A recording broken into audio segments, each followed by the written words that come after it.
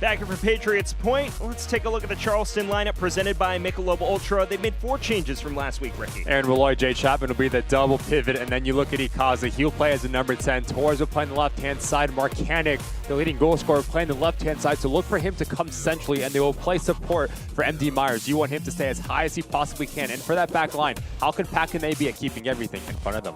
MD Myers back in the 11 tonight after scoring the equalizer last week. On the other side of things, for Lowden, only 2 changes, but as we mentioned, Zach Ryan on the bench tonight. Yeah, it's going to be Wesley Leggett starting at that number 9 position. The other change will be Bidwa on the right-hand side, but I do think for Loudoun United, it comes down to that middle four, Awua and Tingy. You want them to be as expansive as possible so Tommy McCabe and Drew Skundrich can dictate tempo and play at the speed that Ryan Martin wants to play at. We are just about set for kickoff here at Patriots Point. Well, we've mentioned the stakes for Loudoun tonight. They need a victory and help elsewhere, specifically a North Carolina loss against Las Vegas, and then a Hartford dropping points at Orange County later tonight. And if you are Ryan Martin, yes, you have all of the extra help that you can get, but you need to take care of business here in this 90 minutes against Charleston Battery, who have been fantastic at home. I do think for Ryan Martin and the visiting side, the first 10 to 15 minutes, how quickly can they get comfortable and play this game at the speed that they want to? It's important to note, it's a Loudoun side that's only beaten Charleston once in its history. They'll have to accomplish something they haven't done since their inaugural season in 2019 if they are to keep their postseason hopes alive tonight. So they put themselves in this position, but major stakes at play regardless. Loudoun tonight in the white kits with the red trim. Meanwhile, Charleston, the classic pinstripes, the yellow with black pinstripes. They'll be going from right to left on your screen. For Loudoun, it is do or die tonight. They must win against the defending Eastern Conference champions. 90 minutes is what their season hangs on for the time being. And underway here from Mount Pleasant.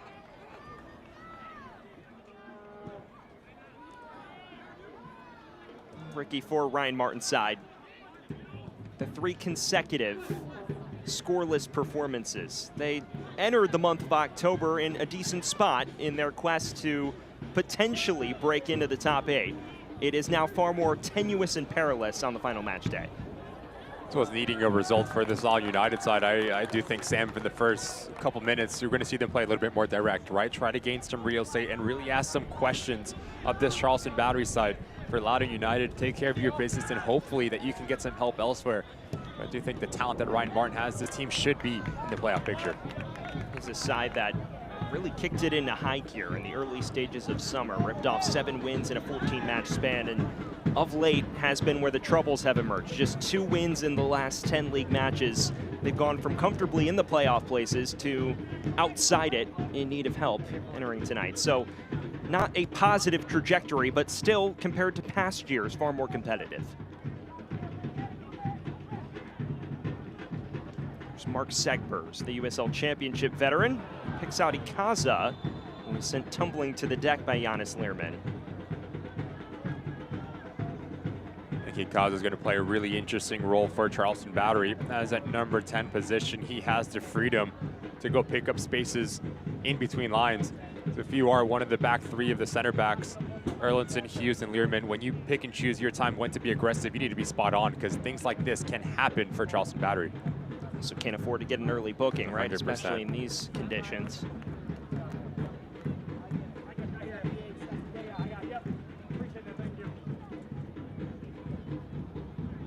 Here was the first touch by Marcanic, someone who's hit a historic level of goal scoring this season. Juan David Torres launched forward to Ikaza, playing a little more further forward than matches past.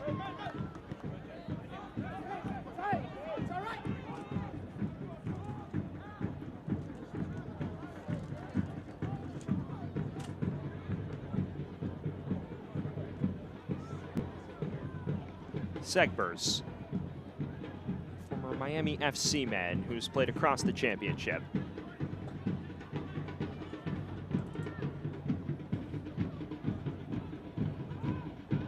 Well, you alluded to it, partner. It's an interesting dilemma for Loudoun. They need a victory tonight, but normally you probably wouldn't go into Charleston with the intention of chasing it this significantly. So it's an interesting balance to toe. 100%. I do think decision-making, understanding, yes, we want to play our identity, which is on the ball, dictating tempo, but understand that you need to go and chase a result, right? So we keep talking about the first half, part of this half, get in a rhythm, get your players confidence, and play the game that Ryan Martin wants to play. They want to slow the game down. They want to be as expansive as possible and get Awua and Tingy on that front line. The positive signs about Loudoun is very possession-oriented. They try to overwhelm teams on a regular basis, so it's not a foreign concept to them in this type of scenario. This is one back by Chapman, and here's Juan David Torres, the 23-year-old Colombian.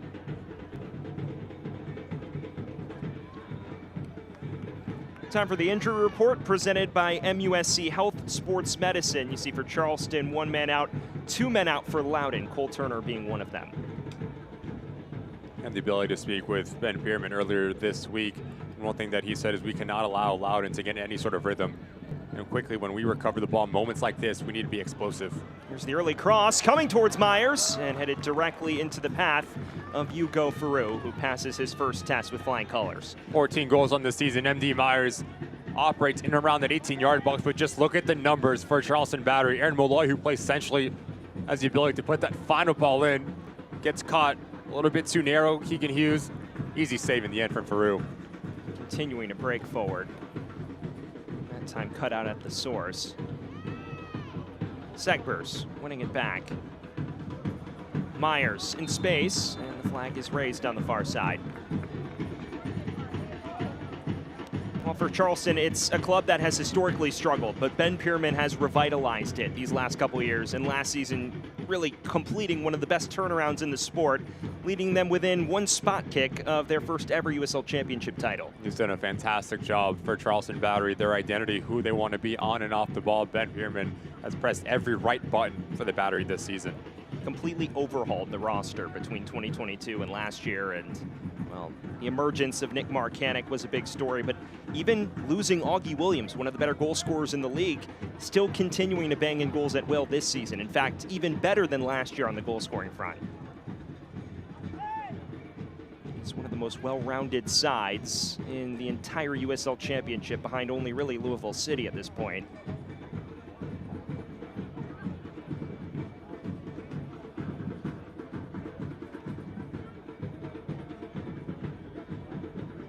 Here's Awua, Canadian wing back.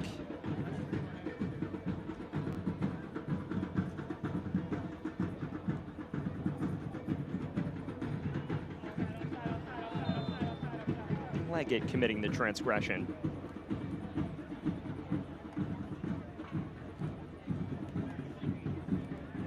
On the other side of things, Ryan Martin, someone who's leading a turnaround. And in local media, he's talked about almost wanting to emulate Charleston's turnaround from a season ago. They've gone from a side perennially at the bottom of the USL Championship Eastern Conference to one that finds itself in the postseason chase on the final day. It is progress, but I'm sure he will feel it is more tangible if they reach the postseason. And in his own right, he's done a fantastic job as well for Loudoun United, because let's not forget, over the course of his tenure, they'd have to really answer to what DC United was trying to do, get players game time, bringing players up at last minute, so you didn't really have a consistent in terms of numbers and consistent in terms of lineup for Ryan Martin, but that partnership has kind of separated a little bit, so now Loudoun United, he understands he has his fingerprints all over this team and who they want to be and their identity, and we've seen some building blocks in this 2024 campaign, and Ryan Martin has done a fantastic job. Yes, it's been a little bit frustrating over the last couple of games, 2 big opportunities at home that you've let slip through your fingers, but yet you still need to win against Charleston Battery, and they have all the talent to do so. And you alluded to it. It's a Loudoun side that historically was built upon developing DC United youth products, but within the last year, a change in ownership, it's allowed more flexibility for Ryan Martin to bring in key pieces from across the championship, and so many more veterans coming into the fray, be it Drew Skundrich or Tommy McCabe, lads who have had success in this league.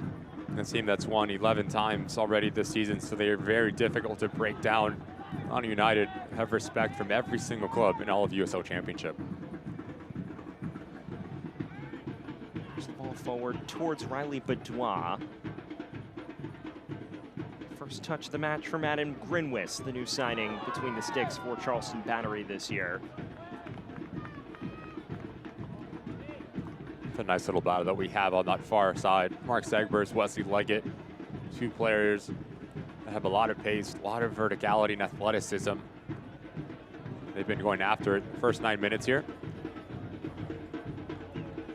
Matchup to watch on that far side for sure. Like it a little younger, a little more flair, but Segber's definitely the more established product in this league. It's the first proper set piece for Loudoun tonight, and Tommy McCabe stands over it, donning the captain's armband this evening for Loudoun.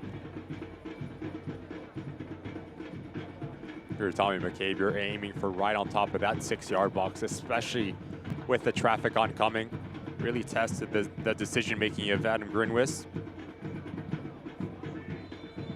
Early opportunity for Loudoun. We'll see what they can conjure. Doesn't quite beat the first line of defense.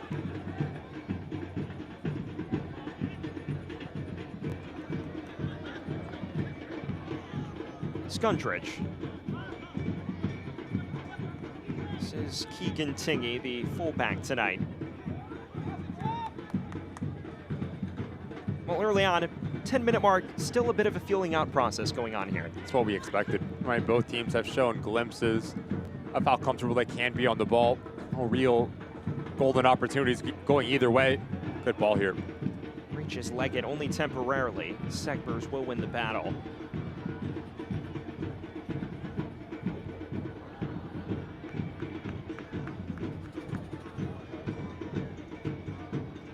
We've seen Charleston have the most success when they find Ikaza a line higher, because as Loudoun United have shown, they're going to press high. They're going to try to win the ball over in more advantageous positions. So if you're Emilio Ikaza, what spaces can you pick up in beyond that initial line? Because if you do that, now you can bring in Nick Markanic. Now you can bring MD Myers. So his movement and the spaces that he picks up are going to be crucial for Charleston Battery. His versatility has been a sight to behold for Charleston. He's played every single position in the book for Ben Bierman, as well as Chris Allen. We've seen him play centrally. Now he's playing left back. Dos Santos, you can throw in that conversation as well. Watch out here. Loose back pass, one which Grinwis has to clean up. May have a bruise to show for it tomorrow morning as well.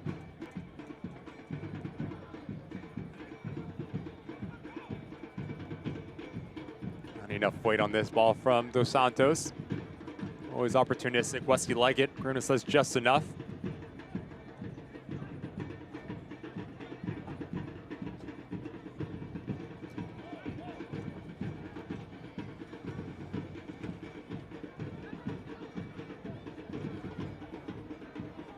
Markanic. It's a clever touch from Ikaza. Myers sent tumbling to the deck. Well, fans, battery matches are the perfect place to make lifelong memories with your friends and family. Your group of 10 or more can enjoy discounted tickets, exclusive on-field experiences, and private hospitality areas to catch the match. Visit charlestonbattery.com to learn more and plan a memorable night at Patriots Point. Just beyond the 11-minute mark here at Patriots Point, still no score between Charleston and Loudoun United. A Charleston side already locked into the 2 seed in the East. We know they will be hosting the Eastern Conference quarterfinals next Saturday. But for Loudoun, we've spoken about the stakes ad nauseum at this point. They need to win to keep their playoff hopes alive, and then it will be scoreboard watching if they can get the job done. Sam Goldfarb and Ricky Lopez Espin bringing you all of the action tonight from the Low Country.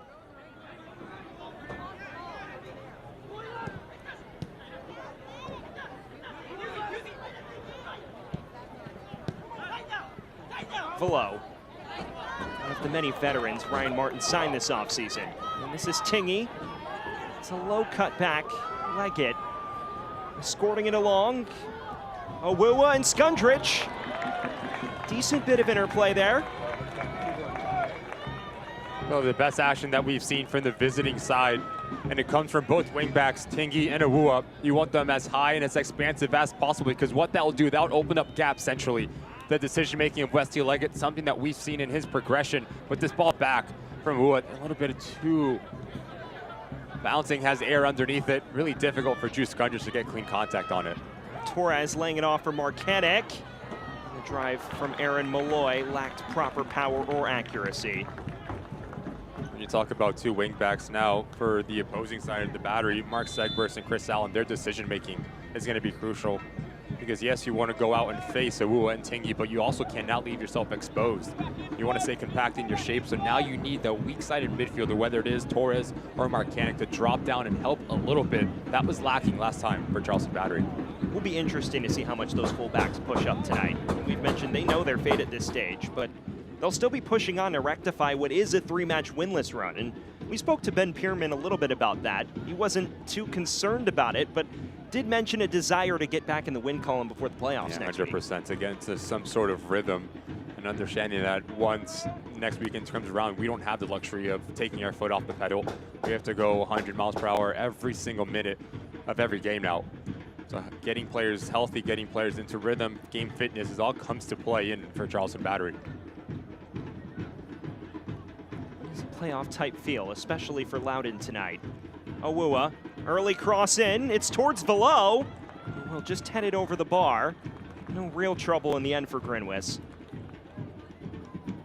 And yet again, it's Awuwa being the outlet for Loudoun United. And look at the numbers for Ryan Martin.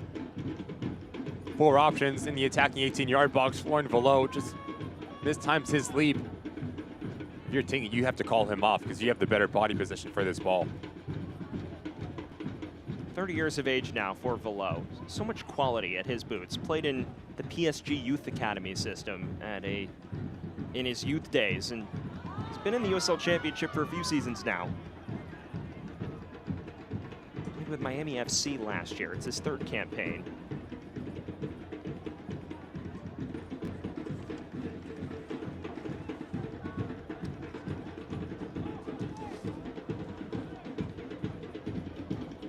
We've hit the quarter of an hour mark here from Patriots Point in Mount Pleasant. Final regular season match for both these clubs, Charleston Battery and Loudoun United, on Judgment Day in the USL Championship. Sam Goldfarb and Ricky Lopez Espin on hand. You see that home record on your screen. Loudoun will have to be just the 2nd team to defeat Charleston all year at home if they are to keep their postseason hopes alive tonight. It's a daunting task. This is Marcanic winning it back.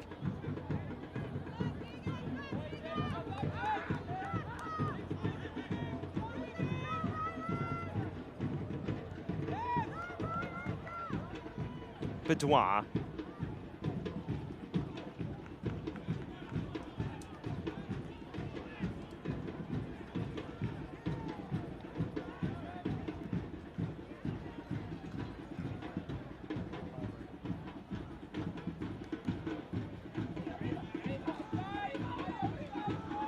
This is Chris Allen,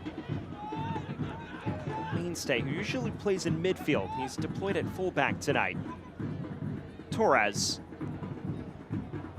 looking for Allen on the overlap, a bit overcooked. Perfect example of how hard Loudoun United are to break through 2 banks of 4 in their defensive structure. So now, if you are Charleston Battery, you need a little bit more movement. MD Myers coming to defeat Nick Marcanic, running in beyond, trying to unbalance the visiting side. Get your look at Hugo Faroux moments ago. The man between the sticks for Loudoun United. One of the top men in terms of clean sheets this year. Has kept 10 already this season. He's 5th in the league in saves as well. It's been a huge addition for the Pegasus this offseason. Started every league match for Loudoun as well. Frenchman who played in the Cannes and Monaco Youth Academies in his younger days as well.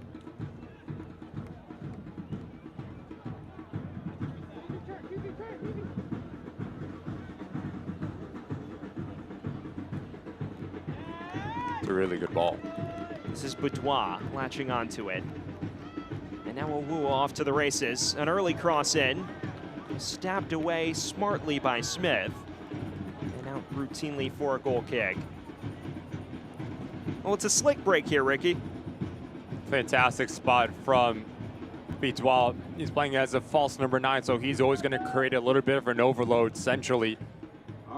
Good positioning from Graham Smith, but if you're a Woo, there's no need to go through the backside of Mark Segbers.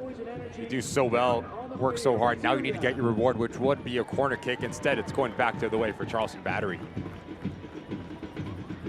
Well, diagnosing Loudoun's opening 15 minutes or so, what's your assessment of their performance so far? I think it's been interesting for Ryan Martin. Right, you take out Zach Ryan, you have Bidwa playing as a number 9 now, so now he's always going to come centrally.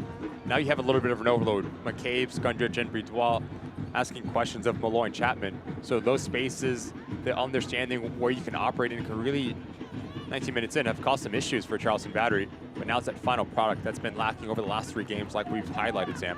It's a side that's gone through a goal drought that is flirting with 300 minutes at this stage. The last goal coming very late on in the Hartford victory, which proved to be a crucial win in a 6-pointer on October 5th. But the last 3 matches goalless, as we've mentioned, and the lack of final product has been unnerving, to say the least, for Loudoun fans. This is Bidwa. Starting to gain some more comfort in possession, though. The second time that we've seen Bidwa pull out to the right-hand side. So if he does that now, Wesley Leggett needs to stay centrally. He needs to be the focal point to play off of him, or either Florian Velo as well.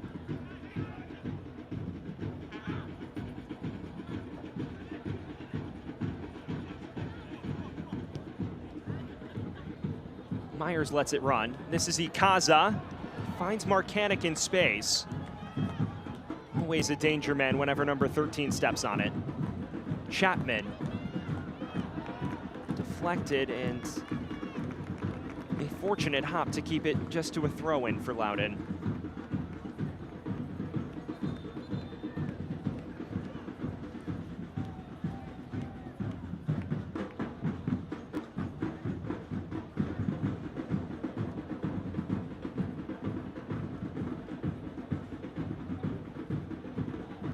Still awaiting one of these teams to throw the first proper warning shot, it seems. Here's the drive towards goal, and well, Torres forcing Farouk into action. On cue, right? Heard exactly what you said. Torres, 6 goals, 6 assists on the season. You love how intentional he is with his movement. Does not need a second invitation, picks up his head and forces Hugo Farouk to make a really nice save, pushing it wide of his near post. Well, fans, this corner kick is brought to you by the Pieper Law Firm, the official legal services partner of the Charleston Battery. The first corner of the match for either side comes 20 minutes in.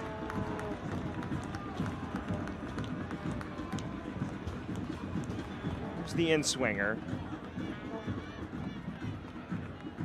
Toward the near post. Well, the first corner lacks any proper bit of concern for Lowden. These are the moments that you need to play quick if you're Lowden, because you've drawn Charleston Battery out of their shape. Off to the races here is Awua. There are numbers forward for Lowden.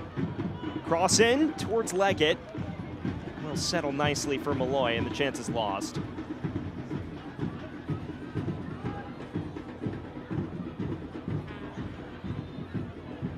It is a stylistic clash tonight that creates a ton of intrigue, because we know Lowden loves to settle on it in possession, but Charleston no stranger to bossing the run of play themselves. And Charleston can show different looks, whether it is, like you said, Sam, dictating tempo, but they can also be transitional. Last time these two teams met, Charleston Battery did a really nice job at turning their defense into offense and getting those goals from their just transitional moments, So for Charleston Battery, they do, and they've shown the ability to be flexible in the way that they approach games.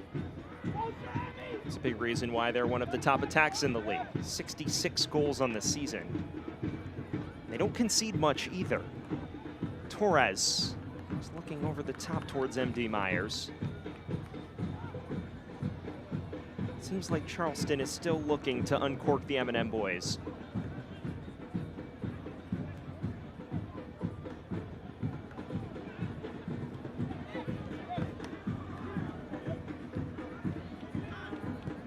This is Tingy. Looking long for Leggett. Overcooked it a touch. Fans, in the aftermath of both Hurricanes Helene and Milton, the USL has partnered with United Way Suncoast to help the Tampa Bay area recover from the devastation the storm left behind. To learn more how you can get involved, scan the QR code or visit www.usl.soccer.com/Milton to ensure individuals and families have the access to the resources they need to recover. Sending our thoughts to anyone affected by either storm in Florida, as both areas of the West Coast look to recover. We here are midway through the first half in Charleston on a night where temperatures are precipitously dropping in the Low Country. The final home match and final match of the season for both these clubs. So far, still awaiting our first proper chance for either side. Sam Goldfarb and Ricky Lopez Espin here on hand at Patriots Point, the home of the Charleston Battery, one of the better atmospheres in USL soccer. It was a place Lowden has won just once in its club's history. It came 5 years ago in their inaugural season as a club.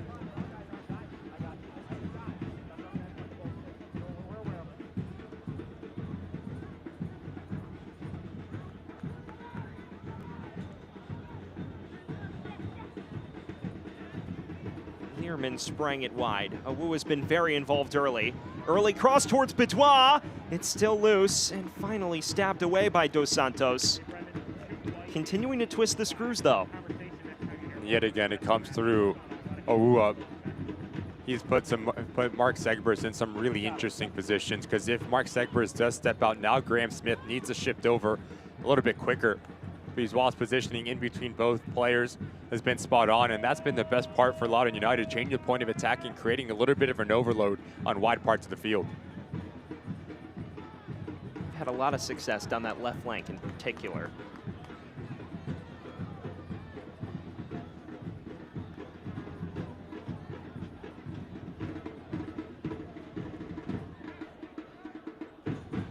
Here's Ikaza. Juan David Torres tries from afar, took an awkward hop and forced Farouk to parry it out of play. Dealt with a bit more awkwardly than I'm sure Lowden would have hoped. Just has a real nice feel of where to be. Torres in between lines, but can also play with his heels on the touchline. Technical ability, preferred left foot. Not an easy save for Farouk yet again, but he makes it look quite simple, the goalkeeper for Lowden. Here he is again. Dos Santos. Clever ball. Was read well in the end by Tingey. Seeing Lowden under fire for the first extended spell of the night. 2 men down after that coming together. Both Dos Santos and Leggett.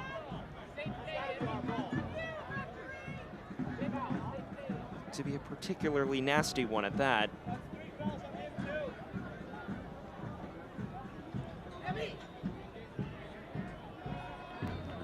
Really hard challenge here. Wesley Leggett runs through. He actually gets there first, and Nate Dos Santos just drops his head, and I think he catches the left shoulder area of Loudoun United player. Hopefully both of them are okay to continue on. They're slow to get to their feet.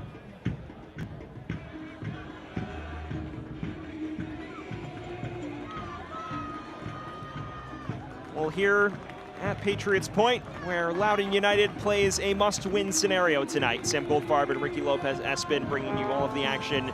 You see the scenario on your screen. It's a win, and then you need North Carolina to lose against Las Vegas. That's a game that kicks off at 7. And then if that happens, they'll be watching the Hartford game in Orange County tonight at 10. So it could be a very busy night for Loudoun fans if they get the result they desire. A long night as well, 10 p.m. Eastern on the East Coast. So for Loudoun United, if you do get the win, you're staying up till midnight to see that game against Orange County. Figure those in Loudoun County will feel it's all worth it if all the results break their way. Past my bedtime, 10 p.m. I am out.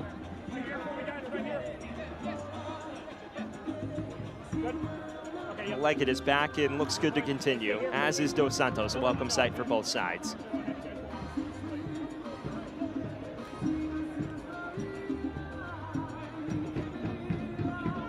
Jackie, is it fair to say it's been a tactical chess match so far for both coaches? 100%. I do think we've seen Loudoun United get on the ball a little bit more in the spaces that Ryan Martin wants to operate in. They've done quite well in doing that. But now it's that final third, in that final, around the 18-yard box, the final bit of quality that continues to lack for Loudoun United. And for Charleston Battery, we've seen them sit down into a bit of a mid to low block, trying to be a little bit more transitional, but Nick Marcanic needs to be a little bit more influential as the game has progressed. Only 30 minutes in, we rarely have said his name, the Golden Boot winner, or leading Golden Boot winner in the USL Championship at the moment in time. He's hardly stepped onto it at all tonight. Very few touches to his name. 0 touches through the first 29 minutes. A player that has 28 goals and 5 assists. You need to get him on the ball early and often if you are Ben Pierman. They've hardly progressed it down that right flank at all tonight as well. And anytime it's been there, it seemed like Torres has been the more involved man.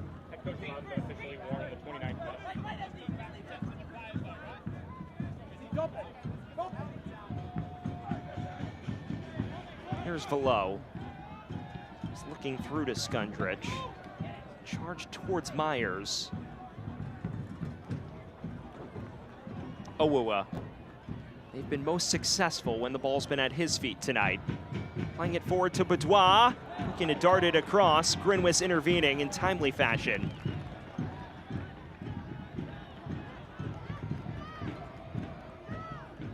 Tingy.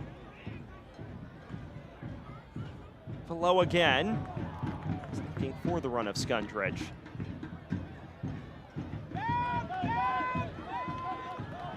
David Torres taking off again. Plenty of dynamism in his boots from the 23-year-old. Just needs to be a little bit quicker for Charleston Battery. Do really well to free Torres on this near side, but there's just no options ahead of him. So if you're MD Myers, you need to make a run down a channel. If you get the ball, if you don't, you pull out one of the center backs so Nick Marcanic can get more involved. Moments like that need to be a little bit more clinical for Charleston Battery. Here's Chris Allen. Taking it towards Ikaza. Torres again. Early cross in. Not a bad one. Just charged away. Only as far as Jay Chapman.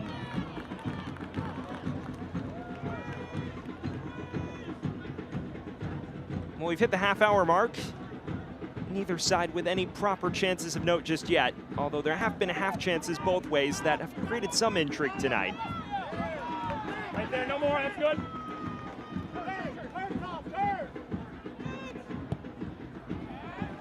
Early restart here. Played forward, this is Boudoir! Good stop from Grinwis. Tight angle as well.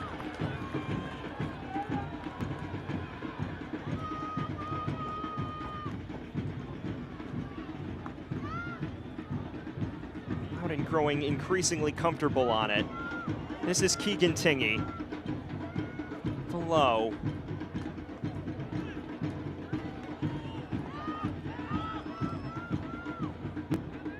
The question is, can they find that magical touch to break the prolonged goal drought? It is now crossed well beyond 300 minutes. Boudoir again. It's Riley Boudoir! Grinwis again level to it. He's been the best player for Loudoun United. Boudoir, the spaces that he picks up, it's also the off-the-ball movement. Playing in between Mark Segbers and Graham Smith. It's a really nice save from Grinwis yet again. His relationship between him and Owuwa. That first touch breaks the line, takes Aaron Malloy out of the game, and forces yet again for Grinwis to make a fantastic save to keep it 0-0. First corner of the night for Lowden. It will be Tommy McCabe to take. Pegasus beginning to grow more confident on it as this first half progresses.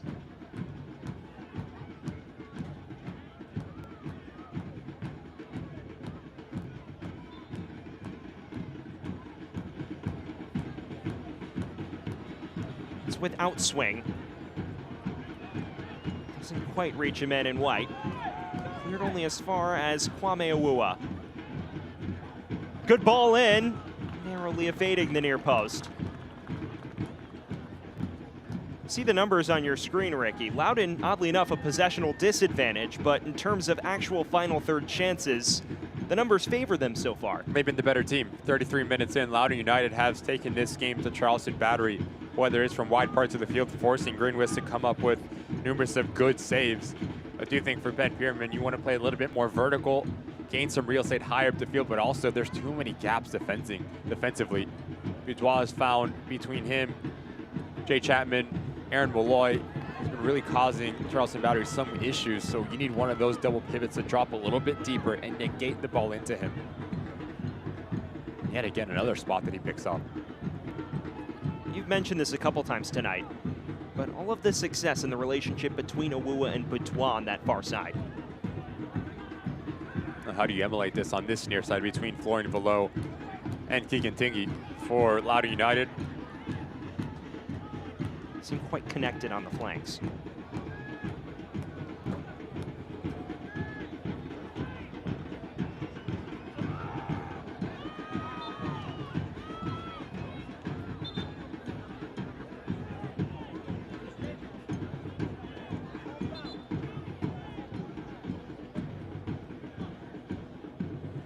Looking for quality here if you are Tommy McCabe, but likes to go quick.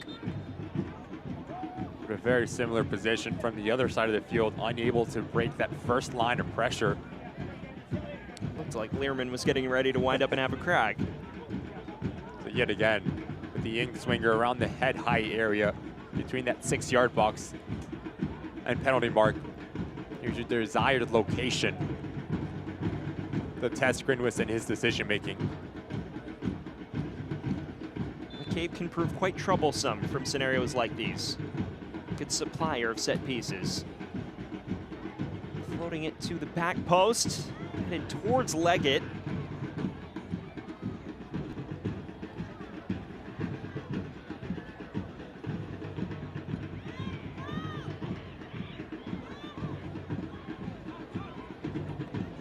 Cleared only as far as Tingy.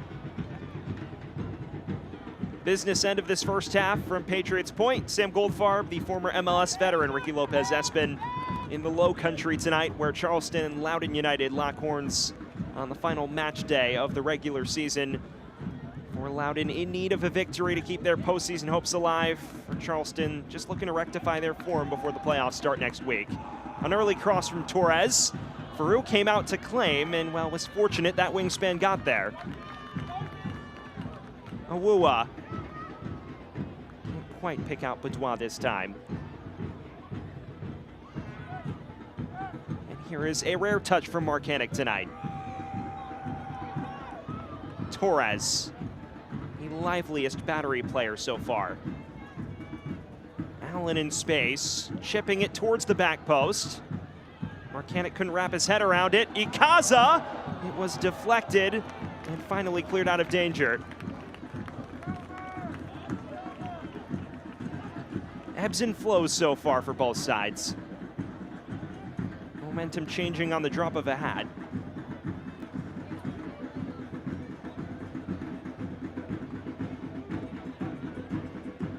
Ikaza. Malloy taking the tumble. And Malloy just gives you so much quality in central locations, one of, if not the best center midfielder in all of the USL Championship. You can talk about his technical ability, but the ability to read the game as well, to anticipate and gain spaces ahead of his opposition. 37th minute in, really dangerous set piece here for Charleston Battery as Aaron Malloy stands over it. A back-to-back all-league first-team selection with Memphis rejoining Ben Pierman this offseason. It's a common thread, a lot of former Memphis lads following Ben Pierman at Charleston over the last 2 years. Malloy, one of the higher quality players to do so. Stands over this. Arcing towards the back stick. It's punched away by Farouk. Plenty of poise from the Loudoun goalkeeper tonight. He's been under fire, at least in spells. Yeah, he's answered every single question asked of him. 2 good saves on Torres. Decisive on that set piece. It is 2 of the better keepers in the league tonight matched up in Greenwist and, of course, Farouk as well. joining their respective clubs ahead of this year. Fans, the Battery are back at Patriots Point on Saturday, November 2nd for the USL Championship Eastern Conference quarterfinals. Kickoff for that match is 6:30 p.m. Eastern, and tickets are available now via SeatGeek, the Battery's official exclusive ticketing provider. Get your tickets now and save up the $10 per seat when you buy in advance. Head to tickets.charlestonbattery.com today. Well, we are at the tail end of this first half. Sam Goldfarb and Ricky Lopez-Espin bringing you all of the action on Judgment Day in the USL Championship regular season. Still no score between Charleston and Lowden, but starting to open up for both teams. Starting to get their footing for either side and understanding the spaces that they can really operate in. Took a little bit, but we've gone to some quality football, some quality chances to close out this first half. We've seen both keepers called into action. Grinwis, of course, in his first season after joining from Orlando City, and then Faru, an increase in consistency is what Ryan Martin talks about. A man who began his career with Lowden last year, really ratcheting up the save rate this season, has hit his potential in the eyes of many of the coaches after an up and down 2023.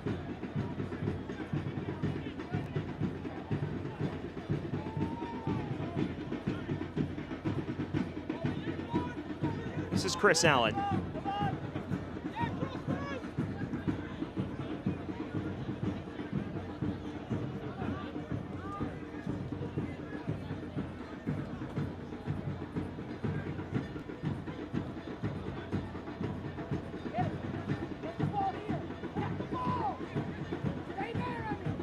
Here's Ikaza. Just look at that top line for Charleston Battery. No movement whatsoever. MD Myers, Nick Marcanic saying like for like with this back three for Loudoun United, so that makes their life so easy. Just need to step up, move left, move right. There's no vertical threat at this moment in time from the home side. It is a rare lack of invention in this first half from Charleston. Which, given the goal scoring record, you can't say that very often.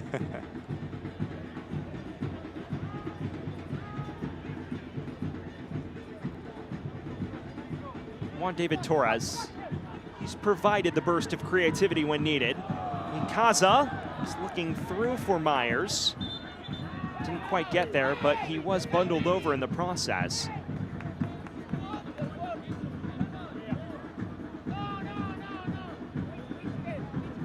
Well, it's slick, but he may have paid the price.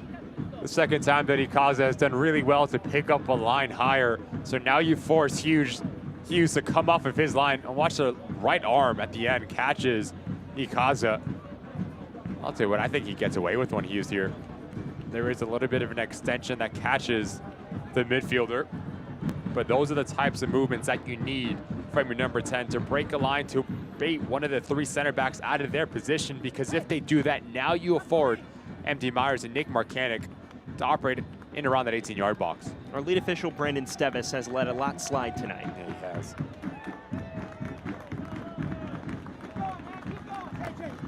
There was a yellow card shown to one of Lowden's assistants. Don't quite know why the Lowden assistant would be displeased by that decision. A yellow card in the 41st minute has been issued to the assistant coach of Lowden United. Fans, check out all the exciting postseason action as the USL playoffs presented by Terminix kick off in November. The top teams will battle it out for the ultimate prize. Go to uslchampionship.com for all the latest playoff information. Well, hard to believe, Ricky, but we are a week away from the USL playoffs, and Charleston Battery will be on this very home patch next week in the Eastern Conference quarterfinals. It's a question over who they face, which will be determined by the end of the night. Here's Torres, latching onto it. Nearly found Marcanic with a clever ball through. Just a little bit too long there from Torres to make a decision. Nick Marcanic, MD Myers make fantastic runs on either side of him. But as you take that second touch, now you afford Lowden United to drop back into their defensive structure with numbers.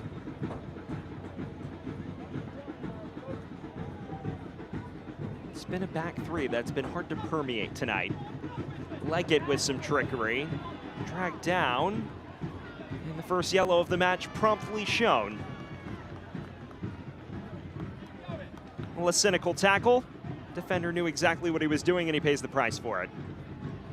We talked about Wesley Leggett, the pace that he possesses as at number 9 position. Look how quickly he just stands up, Graham Smith, and once he gets his hips squared, that's when he takes his long touch. Knows he has him for pace, feels the contact, goes down, deserving of a yellow card from the center back for Charleston Battery. It is Smith, the first man in the book, the former Memphis man who also followed Ben Pierman over to Charleston this offseason. Himself and Leland Archer have been the two in the heart of defense, although some changes tonight has put Archer out of the side. Another set piece for Lowden, right on the stroke of halftime. McCabe will be hoping for a slightly better delivery than his past ones.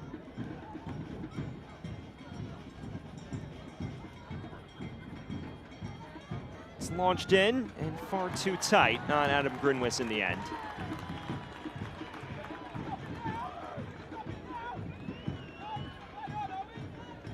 Seems like he's still trying to find his range.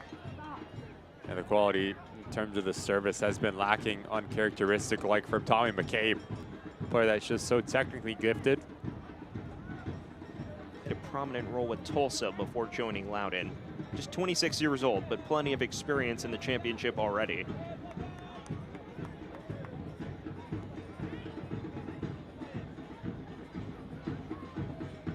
Segbers.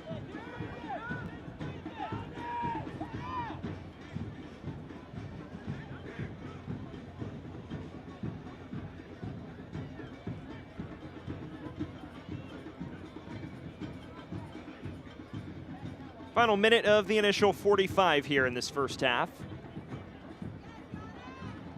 An opening 45 minutes where chances have been few and far between. Both keepers successful when called into action, though. Tingy looking to create one last bit of havoc for Lowden before intermission.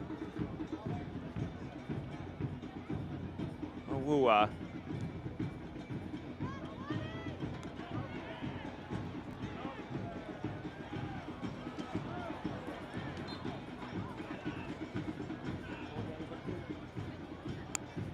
Well, fans, extra time is brought to you by MUSC Health Sports Medicine. It is 2 minutes.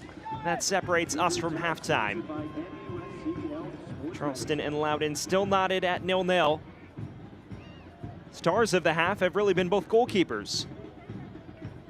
Although we have seen some bright spots in the form of Kwame Owuwa, Riley Bidois, and for Charleston, Juan David Torres.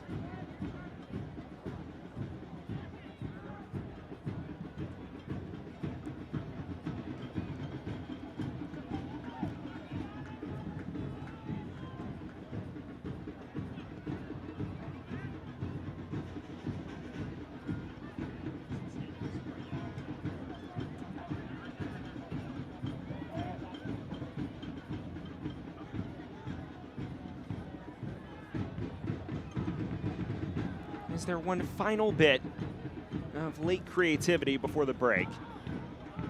It's been a first half where both teams have picked their spots so far.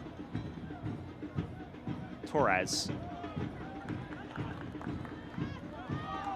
Below, pickpocketing him. Runs out of play. See a lot of Charleston Battery when they're on the ball. It's in their defensive third. Unable to break through the midfielder for Loudoun United. And Ryan Martin has to be really pleased with how his side has shown defensively thus far. Malloy ran into our lead official. Brendan Stevis getting involved in the action. Below. Plays it forward. Leggett is in space. It is still with Wesley Leggett, who's brought down in the area and won't even appeal himself. You need to do better with this opportunity if you are Wesley Leggett. Just too slow, too pedestrian-like. You have Graham Smith on a yellow card, backtracking in his 18-yard box. Go at him. Make him make a decision. As you slow it down, now you're going away from goal. You talk about the timing from Graham Smith. Needs to get that tackle right, does just that. But those are the moments that if you are Wesley Leggett, yes, you're still progressing in your career as a young professional, but you need to be more instinctual. As a striker, go at the defender, really test Adam Grinwis and Graham Smith. It's that hesitation which seemed to afford Smith and the defense the time needed to recover. Results in a Lowden corner. This time Kwame Owuah gets his first bite at the apple. Plenty of outswingers tonight. Here's another. Hooking towards the near post. Kaza's unable to clear it confidently. And there is the halftime whistle. Well, after 45 minutes, no score between Loudoun United and Charleston Battery in a match that Loudoun must win to keep its postseason hopes alive. As things stand, this result not enough to crack the top 8. Ricky, your thoughts on those opening 45? Looking at this result in the live standings for Ryan Martin, I do think we're going to see changes, and we're going to see the changes quickly. Zach Ryan, Tommy Williamson, Alex Nagy, players like this that can give you a little bit more for Loudoun United. And for Ben Pierman, how do you get in rhythm? How do you get Nick Marcanic, MD Myers, and Ikaza a little bit more influential? It's going to be a really interesting next 45 minutes. Well, that's where things come to a close after 45 minutes. Loudoun United still chasing that elusive victory. It's a 0-0 affair with chances few and far between, but Ryan's Martin side still in it as they look to crack the postseason. It's 0-0 at halftime. When we come back, a look around the USL Championship on ESPN+.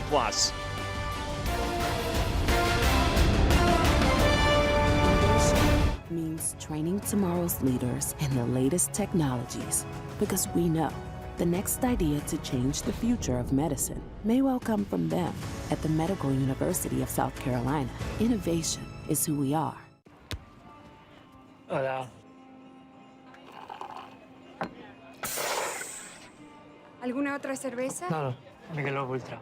Ok, ahora vuelvo. Every lottery ticket purchase keeps education in our state moving forward. Like in 2005, when lottery proceeds helped purchase new school buses that kept South Carolina students on the road to success. Because arriving safely to school every day is the first important step on their journeys to the careers and lives they've always dreamed of. When you play the lottery, you're helping fund the futures of students all over our state, which is why education is our middle name. Innovation means developing novel therapies for patients today and taking the first steps toward life-changing discoveries decades in the future. At the Medical University of South Carolina, innovation is who we are. When you know that you're finally home, and that long stretch of road falls behind that line. Won't stop, don't stop, believe and tell me what you want, I want you see it. 'Cause right here, right now, you can be anybody. Back here at Charleston, where it's 0-0 between the Battery and Loudoun United at halftime, here on the final match day of the USL Championship season. To learn more about Charleston Battery's goalkeeper kit, let's take a spotlight at the kit presented by Hummel.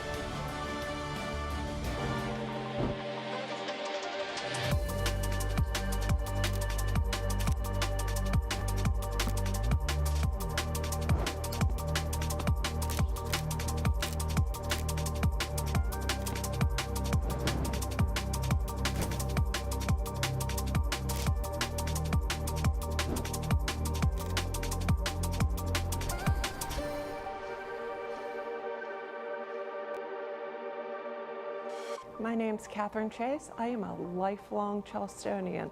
Born and raised, went to the College of Charleston and the Charleston School of Law. I was diagnosed with breast cancer when I was 35 years old and have been considered cured since 2015.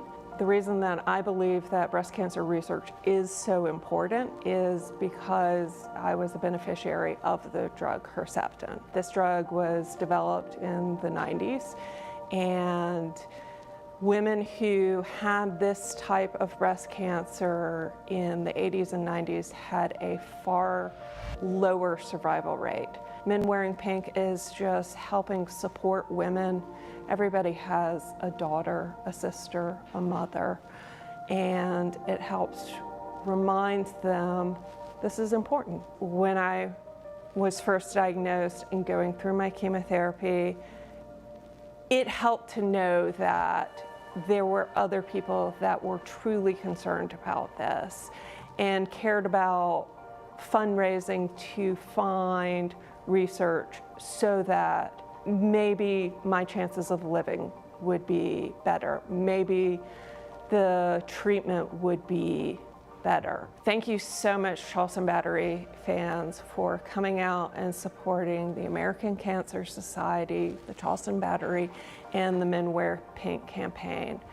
As a breast cancer survivor, it means so much to know that my fellow Charlestonians are supporting me and supporting these efforts to fundraise.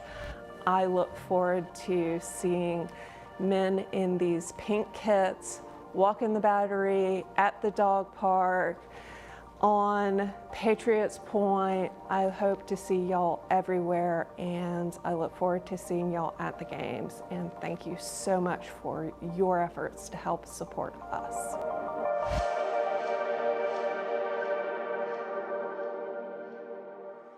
Is it somebody's birthday? Dad, come watch us hit this ugly piñata. Dad!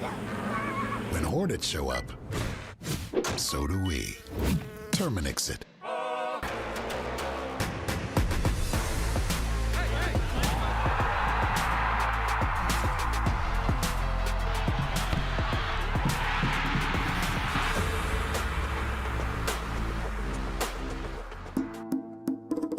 New flavors.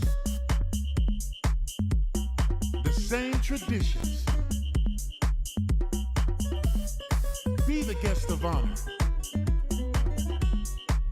Add more flavor to your parties.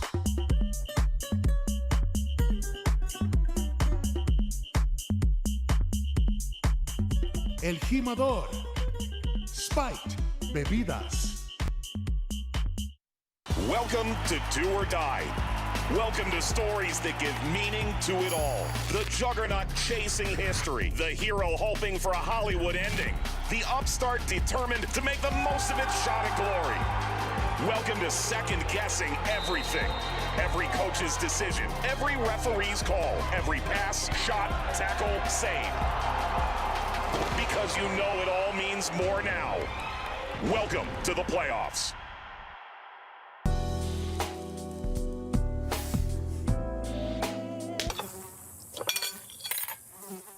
When mosquitoes show up,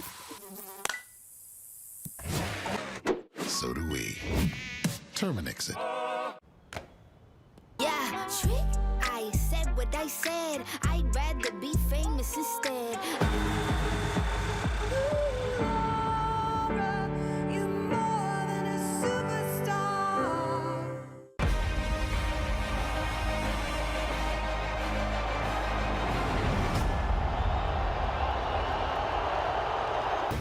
Well, back here from Charleston, where at halftime it is still scoreless between Charleston Battery and Loudoun United FC.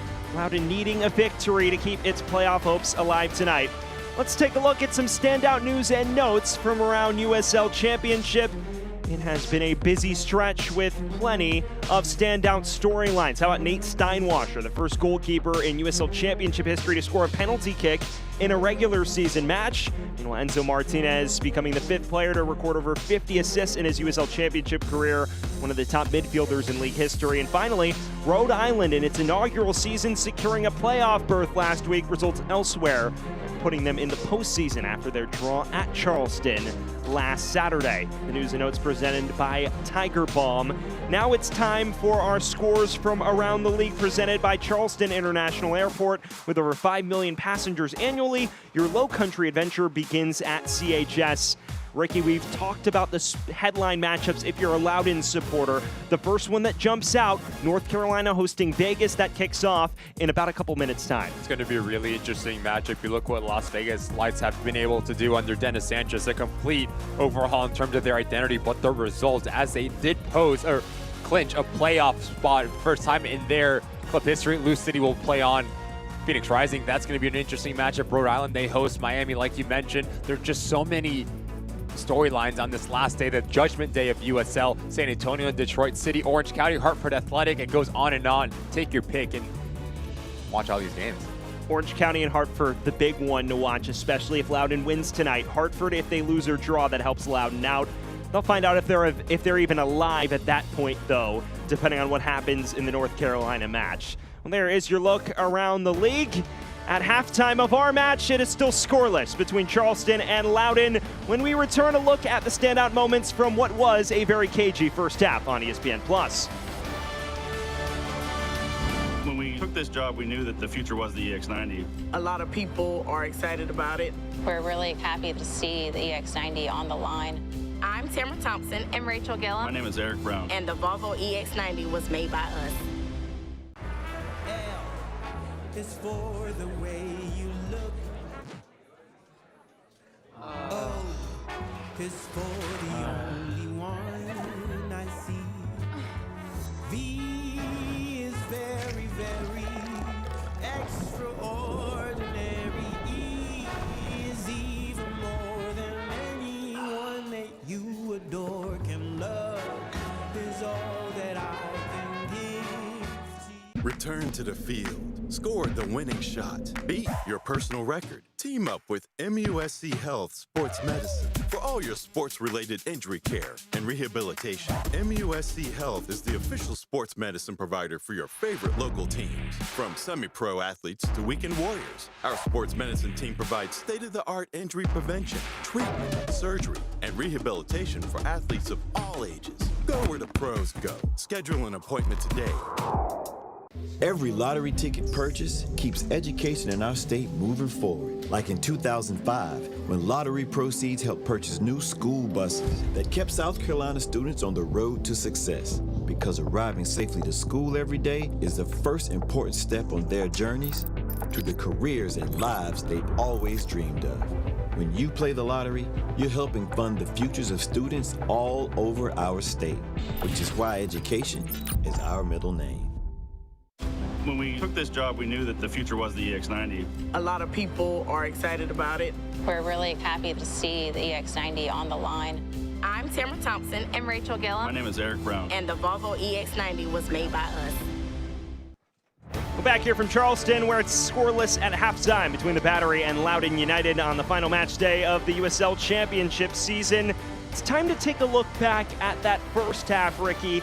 A cagey affair, but some half chances both ways, and both keepers made their impact felt. We knew coming into this match, Loudoun United was probably going to be on their front foot because they need to go and get a result, but yet it was Charleston Battery that really threw the first blow. Fantastic little ball in from Aaron Malloy, easy save for Farouk, and it was all about the transitional moments for Charleston Battery. How quickly can they turn their defense into offense, because Loudoun had a lot of the ball. They were expansive in nature. Juan David Torres was the best player for the home side, forcing Farouk to make a fantastic save wide of his near post, but you just love how instinctual he is.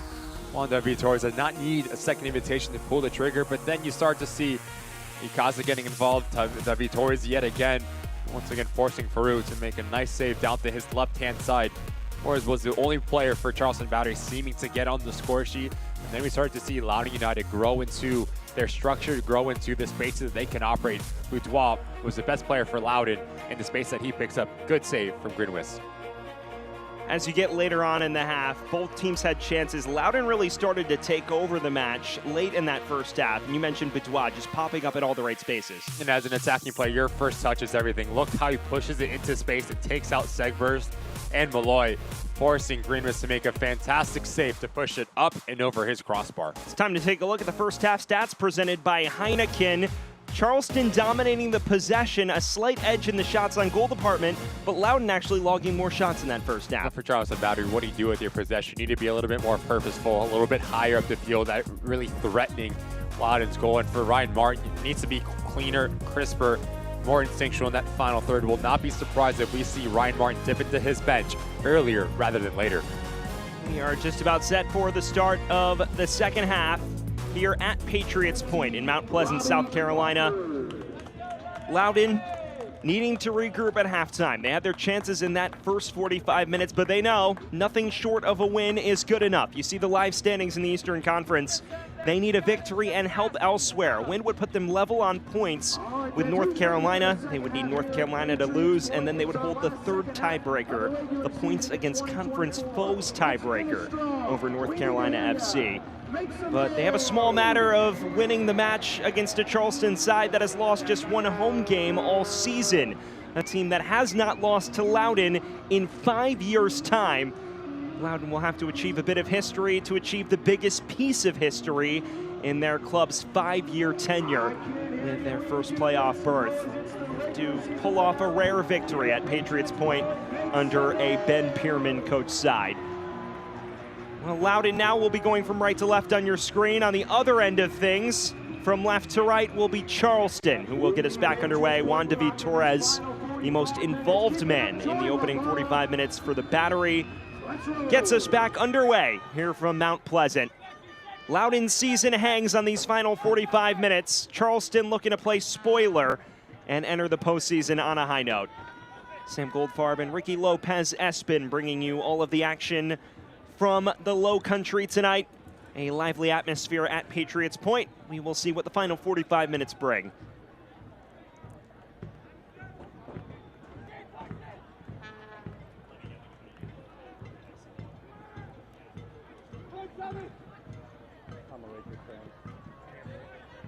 Well, Ricky, in that first half, you mentioned the surprising lack of consistent invention, especially from the front three of Charleston. What has to change in order for them to create a bit more? I think it's the decision-making for this back line. That's a good opportunity here.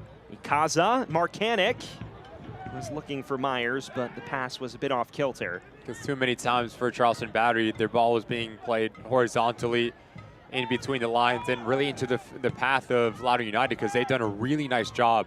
Watch out here. Here's Leggett, cutting it across. It's beyond the reach of Bitois.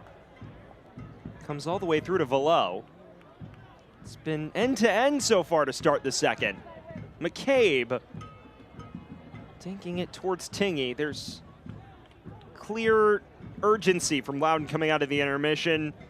But we also know other results will have to go their way. Here's your live look-in at the North Carolina match, which just kicked off against Vegas in Cary, North Carolina. Remember, in order to clinch the playoffs, Loudoun needs to win and North Carolina needs to lose.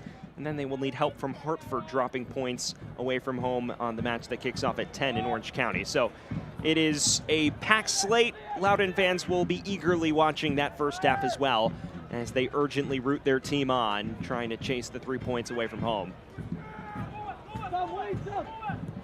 A big credit to our production crew from giving us the live look-in at all of the action in USL Championship tonight.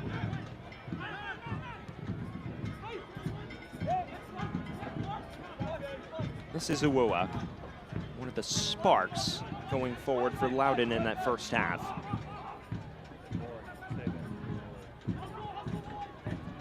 Errant clearance from Faroux. Juan David Torres. Myers now. Laying it off for Aaron Malloy. Flashing it towards Marcanic. Took a deflection, and Faroux needed to make a pretty quality save to take care of it. Finally, some involvement from Marcanic. But MD Myers had two opportunities, one to play it into the path of Juan David Torres, and Aaron Malloy just takes a little bit long, but when you have a player that has 28 goals on this season, does not need a big window to pull the trigger. And around that 18-yard box is where he operates his best, forcing Faroux to make a nice save to push out for a corner kick. Fans, that's another Pepper Law Firm corner kick for Charleston Battery. With in-swing toward the back post, headed on. Took a deflection and was finally forced wide.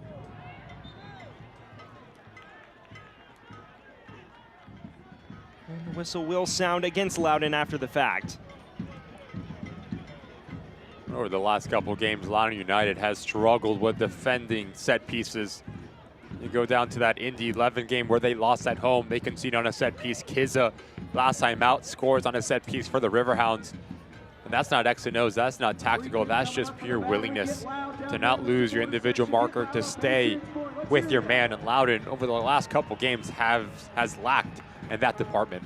It was Samuel Beek who headed that along, one of the substitutes that was brought on at halftime alongside Robbie Crawford.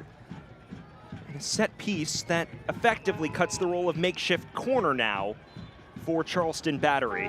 Juan David Torres to take toward the near post, and now we have a corner coming from it.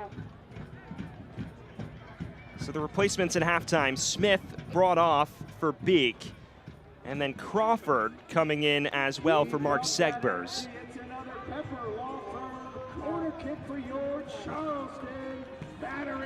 Well, fans, it is now time for another Pepper Law Firm corner kick. 50 minutes in, Juan David Torres to take.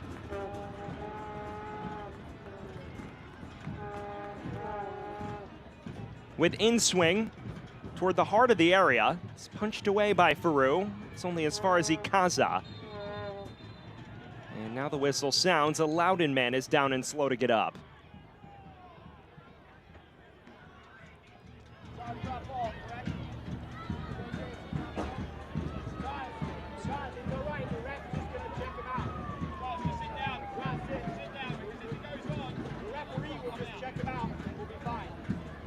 They're going to check out the man who was prone on the pitch for Lowden, one of the defenders. It appeared to be Keegan Tingy.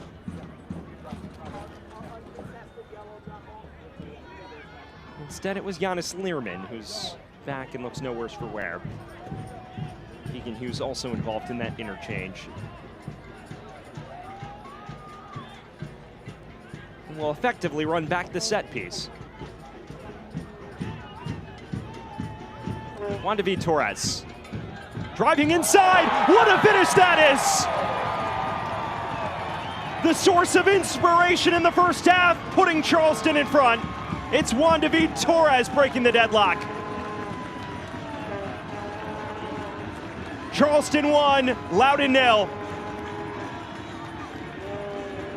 And the playoff hopes now hang by the slimmest of threads for the visitors.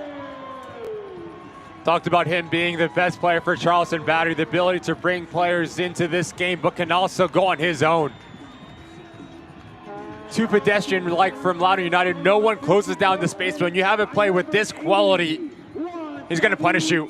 The technical ability, head down, the way that he strikes through the ball between bodies, Faru can't see it. And Charleston Battery take a lead. 7th of the season from Juan David Torres.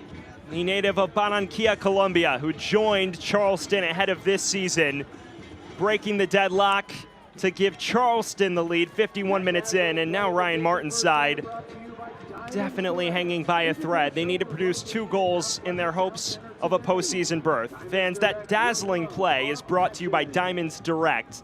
It is 1-0 Charleston after 50 minutes of action. Just the way that he strikes through the ball.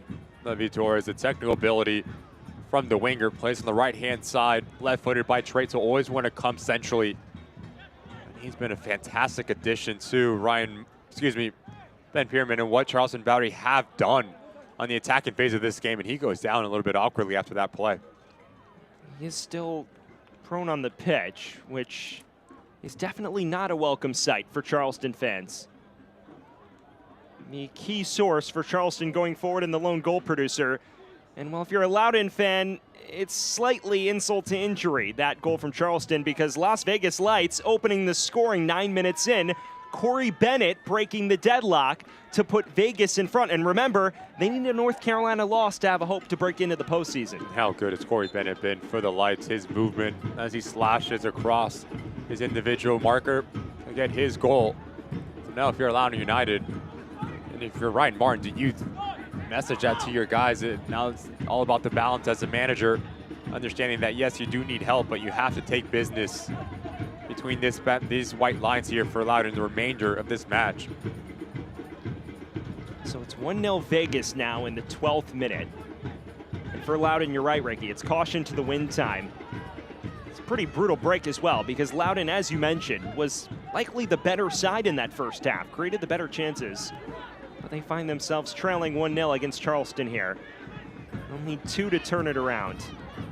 There's a switch of the play to the far side. Terrific ball out wide, and the flag is raised against Keegan Tingy.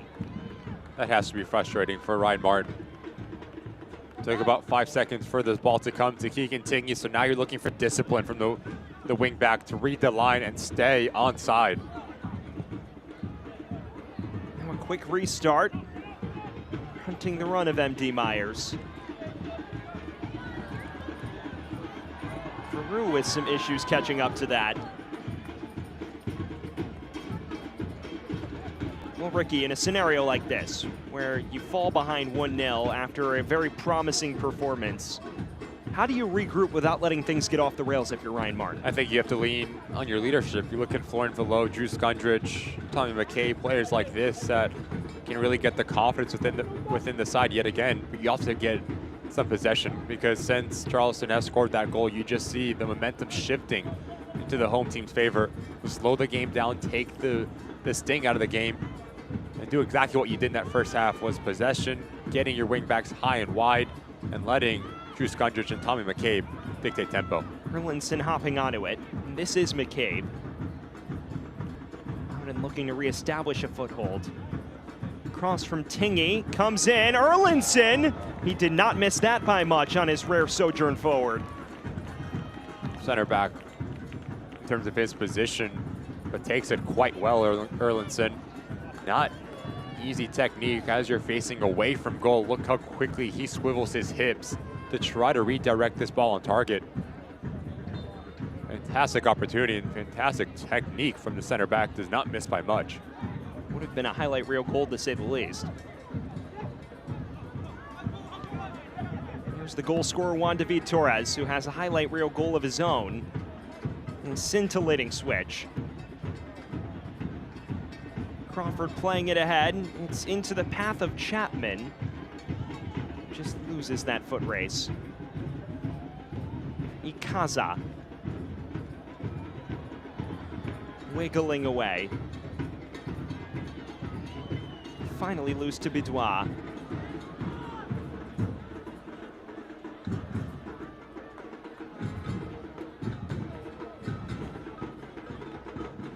We are just beyond the 55-minute thresholds. It is 1-0 Charleston. Juan David Torres opening the scoring in the 51st. The Colombian in his first season with Charleston, bagging his 7th of the year. That has put Lowden in a scenario where they must score 2 goals or more to keep their playoff hopes alive. Here's Velo.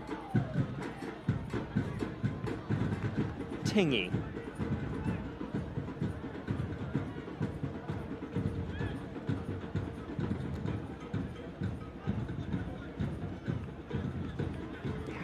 How Lowden will unlock this Charleston back line. Had their moments in possession. They've even had their half chances, but lacking that bit of final third touch or accuracy on their passes. The final quality that's been lacking over the last 3-4 games for Ryan Martin. So I do think it is a little bit too early to panic, but once we approach that 70-minute mark and it's still 1-0 in favor of Charleston Battery, you need to play direct, you need to be effective, and you need to make this game and play it into your attacking third. Yes, you want to play possession-based, beautiful football, but it has to be effective because your playoff life is on the line. The first ever postseason berth for Lowden hangs in the balance. What it would mean to this club, one that has been rooted to the bottom of the Eastern Conference for years, simply can't be understated. It would represent the payoff for a year of investment from ownership and complete overhaul in terms of personnel for Ryan Martin's side. But it is an uphill climb to get there. Here's the ball forward from Learman. Picking out Tingy. Now playing it through. Just got caught wrong footing Bidois. Now Marcanic driving forward. And into a thicket of white shirts. McCabe. Tingy. Switch of the play brilliantly. This is Kwame Awuah. Much needed intervention from the substitute Crawford. But that's better from Lowden. Change of point of attack, but notice this little bump from Wesley Leggett to impede Robbie Crawford to create Awuah. Half of a second more. But you talk about the recovered run from Crawford. Timing to leave his feet. Fantastic defending from the halftime sub. Will be Awuah to take Lowden's first corner of this second half. Had a bevy of them early in the first, and the set piece opportunities started to wane. Outswinger, good ball in. Been poking it over the crossbar.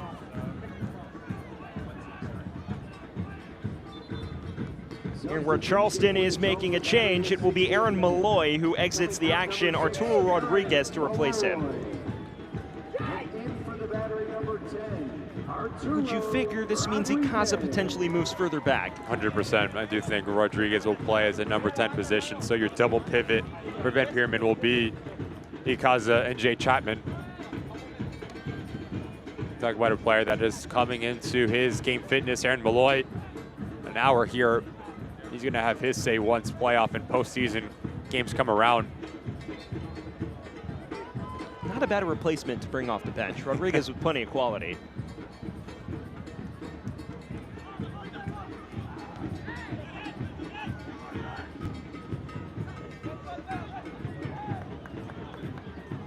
Well, we've hit the hour mark. Sam Goldfarb, Ricky Lopez, Espin here from the low country of Mount Pleasant, South Carolina. A 1-0 advantage for Charleston. Here's Lowden breaking forward, though. Across towards Bidwa, laying it off to Awua, and there's the equalizer. Lowden battling back, and their playoff hopes still afloat. Come back on. It is Kwame Awua who levels the scoreline, and much needed for the visitors. It's been the wide parts of the field for Loudoun United that they've really exploited against Charleston Battery. You put the ball in a dangerous area, you get rewarded, but it all comes down to awareness, decision-making, and composure from Bidwa to let this thing come across his body because he understands the weak side is open. No backtracking whatsoever from Juan David Torres, and Awua roofs it, no chance for Grinwis. 1-1, game on here in Charleston. Lowden level, courtesy of Kwame Awua. His first goal of the USL Championship season had 4 assists to his name. What a time for your first goal when your team needs it most.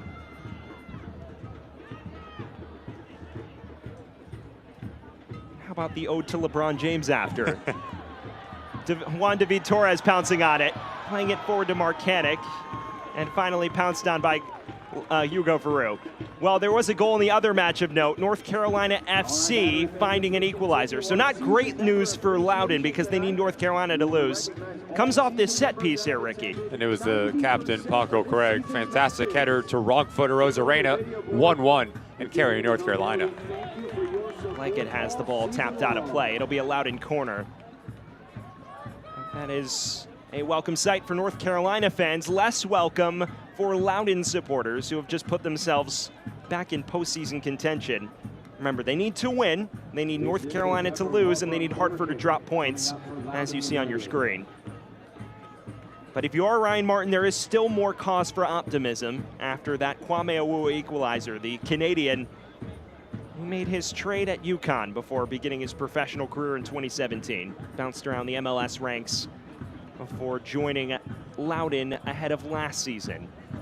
Here's Velo's outswinger. It's Learman who got his head to it, but couldn't quite keep it down.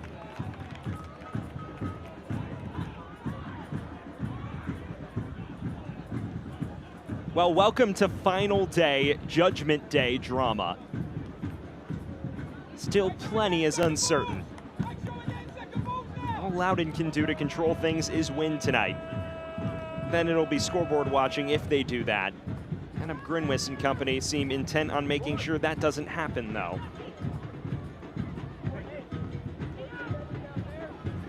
Well, that goal from Lowden broke a colossal goal drought that eclipsed over 330-ish minutes before Awua struck.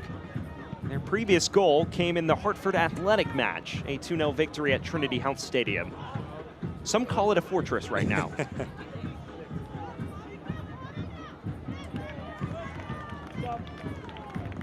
We are hearing word Nick Marcanic's night is about to come to a close. And that it will. Jackson Conway to replace him. Never really found the game. Nick Marcanic will end the regular season with 28 goals, which is a USL Championship record. Difficult evening through 64 minutes. Ben Pearman has eyes on postseason play.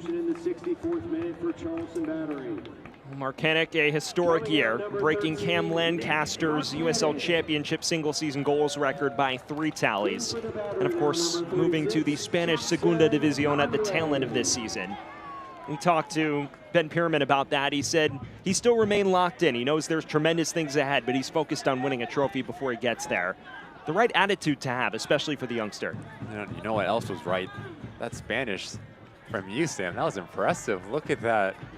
The accent and everything. I think my my high school Spanish teacher will be quite proud of me. That's a good ball. Bitois. Bitois through on goal. What a stop from Grinwis.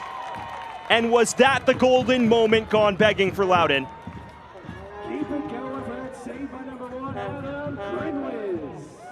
You won't have a better opportunity than that. That's what you dream of for Ryan Martin. The best player on your side through 66 minutes. Bitois gets in 1v1. You expect him to do better with that opportunity. Juan David Torres. Now Charleston pushing forward. A slice inside, deflected, flicked along to Conway, and the offside flag was raised anyways. Well, how about this chance from Riley Bitois? You mentioned it, stuff of dreams. But this ball from Drew Skundrich as Bitois is playing off the blind side of Beak, but now it all comes down to composure. Greenwist goes down a little bit too early, just round him. Never peeks up his head. Bitois tries to wrong-foot it, but that's a really good save from the goalkeeper to make himself big. And that'll be the last action from Drew Skundrich. Lowden is clearly chasing it now. They bring on their top scorer, Zach Ryan, a man who's produced 10 goals this year, to replace Skundrich. They know the urgency. They bring on their star man, their talisman up front, with about 25 minutes to play.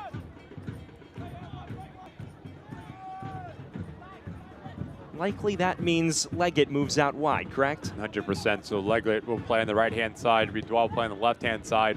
Thornville will play underneath Zach Ryan. It's clever for Myers. And the layoff to Crawford. Charleston producing a corner out of that.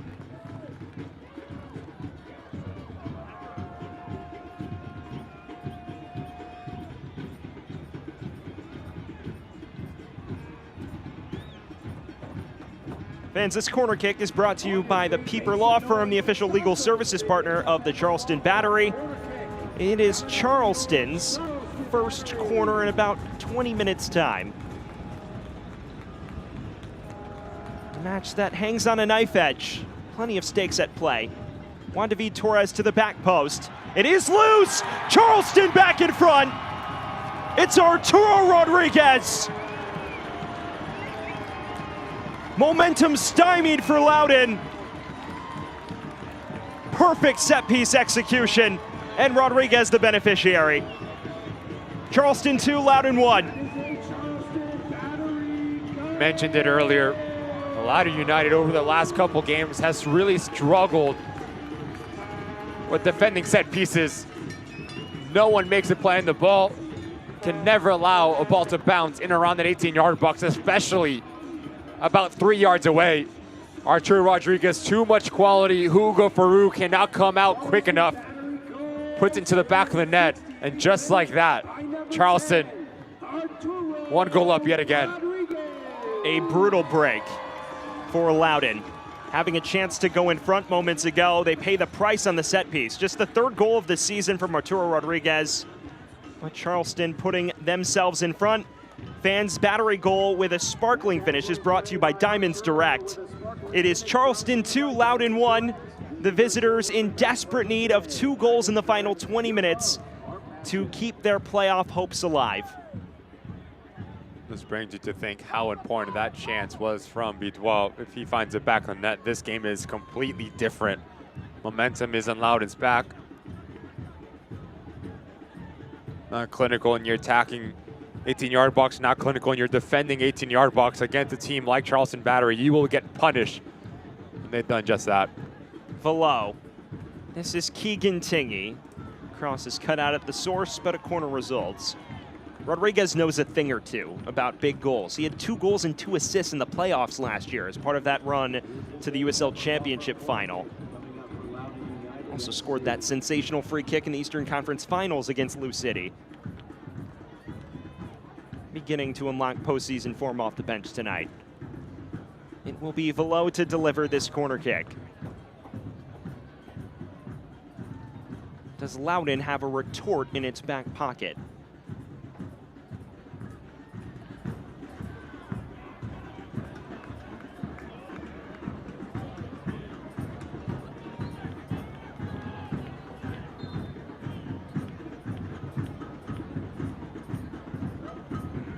Outswinger.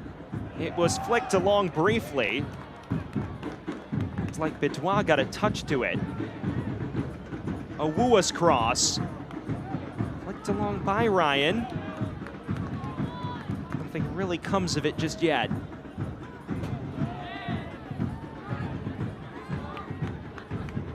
Well, if you're Charleston, you can expect to be pinned in your own half for the bulk of these final 20 minutes. Learman flicking it. Erlinson. This is Ryan's first touch. And now Leggett. Low cross. Across the complete face of goal. Finally for Velo. Nobody really there to get a touch to it in the dangerous position. How about that block by Chris Allen? Let's hear it. Myers is prone on the deck. This is the last sight you want to see as a Charleston supporter right now. The top goal producers on this battery side is a bit slow to get up. Ben Pierman is irate.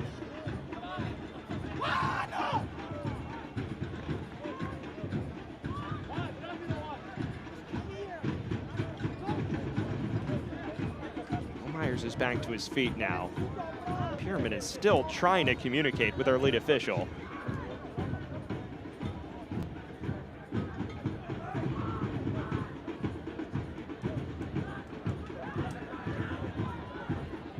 Inside the final 20. Leggett. Darting to the byline. Cross is far too tight on Grinwis. With the 19 plus remaining here for Ben Pierman, you can kind of use it as a training session in terms of your box defending. Like you said, Sam, there's going to be a lot of balls being pumped into a dangerous 18-yard box. So now what does that positioning look like? How good can you be at defending this lead? Because once the playoffs come around, it's the minute details that make the massive difference. The other side of it, health. That's going to be the top priority. How do you get your star players to end this game available once the playoffs come around the corner? They've accomplished it with Marcanic. Well, how about this? Another look at that chance from Riley Bitois. This is where the game turned after this missed opportunity. Does a nice job to ride the line, but you have to pick up your head. Not once does he take a look where Grinwis is, because if he goes down, he understands that can just round the goalkeeper. And it's simply at that moment in time 2-1 for Loudoun United. Yet it's the other way. Charleston 2, Loudoun 1, and that will be his last action as Abukura comes in. Abdelatif Abukura replacing Bitois, still exhibiting some frustration after that missed chance. Abukura, a breakout season for him. The 20-year-old with 5 goals to his name. Very accomplished this season after a year hiatus from Loudoun United.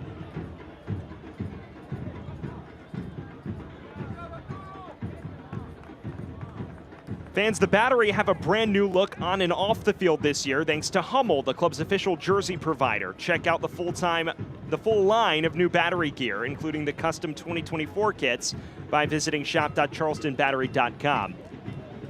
We approach the final quarter of an hour here from Patriots Point. Sam Goldfarb and Ricky Lopez-Espin bringing you all of the action. A 2-1 lead to Charleston in a match that Loudoun must win to keep its playoff hopes alive. There was a brief moment of rejoice after Awua's equalizer, but 7 minutes later, Arturo Rodriguez snatching that joy and giving Charleston the lead in the 68th. And Loudoun finds themselves in a very perilous position now. They've brought on all of their big guns going forward. Zach Ryan, Abdelatif Abukura, Wesley Leggett also out there. Some would argue that's their best front three. They will chase this to the full extent they can. Don't be surprised if you see Loudoun United like to play a little bit more direct and route one to see the remainder of this game out. Question is, will that leave them vulnerable at the back? Here's Juan David Torres. Broke the deadlock in the 50th. Won't come there. Talk about the balance, because you cannot afford to leave yourself vulnerable going back the other way. if you have any hopes of clawing yourself back into this game, but also second balls become really important. If you can win those midfield battles, now you can gain some real estate and around your attacking goal. Will be a gritty final 15, to say the least. Here's Leggett. Lost his foothold on that. Falls for Florian Velo. Owuwa, Loudoun's lone goal scorer tonight. A bad floated ball in. Likely an aerial assault to come. Abukura. Beyond the reach of Kwame Owuwa. You have to sense he must feel the urgency now. They have 15 minutes to bag 2 goals. That is what their season comes down to. David Torres is still down on the pitch. In many respects, kept Charleston afloat when they were really struggling to possess the ball in that first half versus Spells. Was the best player. Was the best player for the Charleston Battery side. The one that had the most intent and intention, the way that he worked on and off the ball. Prince AD seems to be the like-for-like sub for Juan David Torres. He's another capable player that's had success in USL Championship at every single stop of his career. Prince Sadie, the 31-year-old who spent the last 2 years with Hartford Athletic. Ironically, aside Lowden battles in the playoff chase, he looks set to replace Juan David Torres, whose night successful. They'll be hoping that the ailment is nothing that will keep him out next week.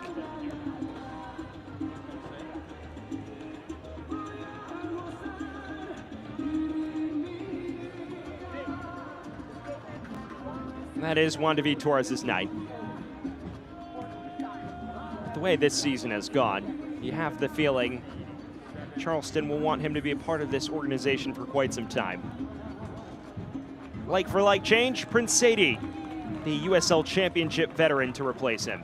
What a story Juan David Torres has been for Charleston Battery. Showed up unannounced at training with his parents and said, Ben Bierman, give me a chance to play and I'll showcase what I can do. Ben Bierman, through our conversation throughout this year, he said it took me about 20 minutes to offer the young man a contract to see the quality, what he brings. 7 goals, 6 assists later. What a signing he's been for the Charleston Battery. To your point, a preseason trialist. He pursued his career in South America and was released by Millonarios after the 2023 campaign. Really struggled to break into the side in the Colombian top flight. And granted, it's one of the biggest clubs in Colombia. Made the move to the States and has more than earned his keep with Charleston.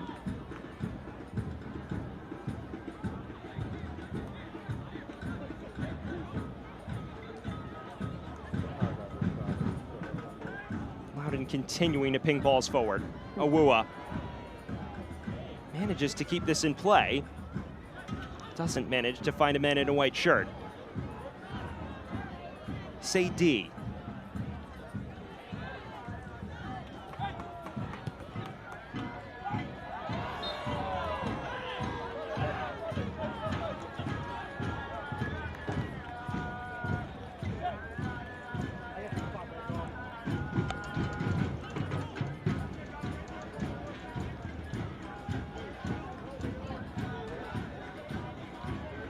Charleston can hold on here, it would be a big confidence booster after the 3 consecutive matches without a win heading into the playoffs.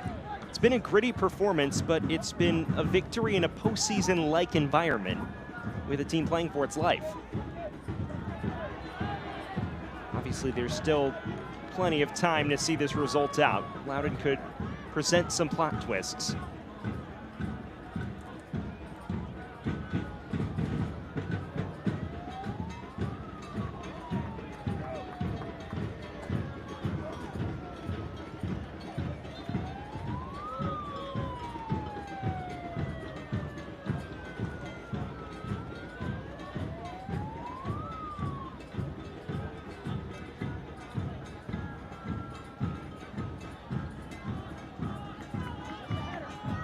this result holds regardless, Charleston would finish the season second in the Eastern Conference. It would just be a question over who they host in the Eastern Conference quarterfinals, as Faroux ran into some danger there.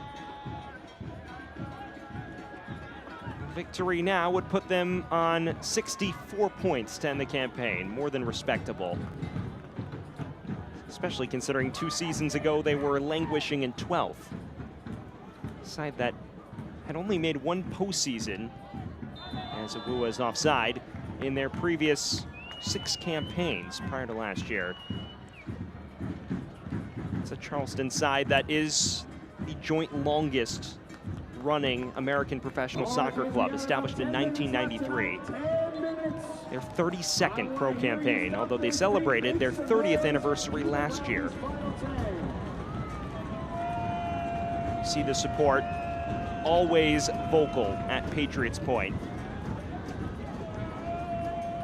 Side that has won a number of titles throughout the 3rd and 4th tiers of American soccer in the early 2000s and 2010s. But since the move to the USL, it has been met with many ups and downs. Ben Pierman has presented a consistent period of winning that the club hasn't seen in quite some time. It is a revitalized squad that nearly found its way through to Myers. Clattered into the Lowden defender in the process.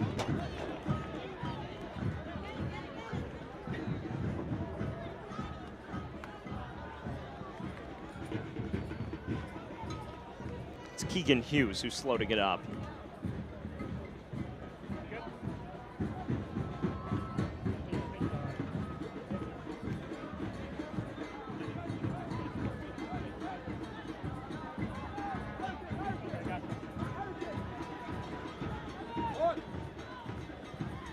Final 10 minutes here from the Low Country. Awuah. Just needs to be quicker from Loudoun United. Too pedestrian-like. Tempo is too slow. We're playing it wide and continue to pump balls, but there's no real option between Zach Ryan and Wesley Leggett. Lehrman dinking it towards Abukura. You need to get Florian Below, Tommy McCabe a little bit higher to squeeze this game.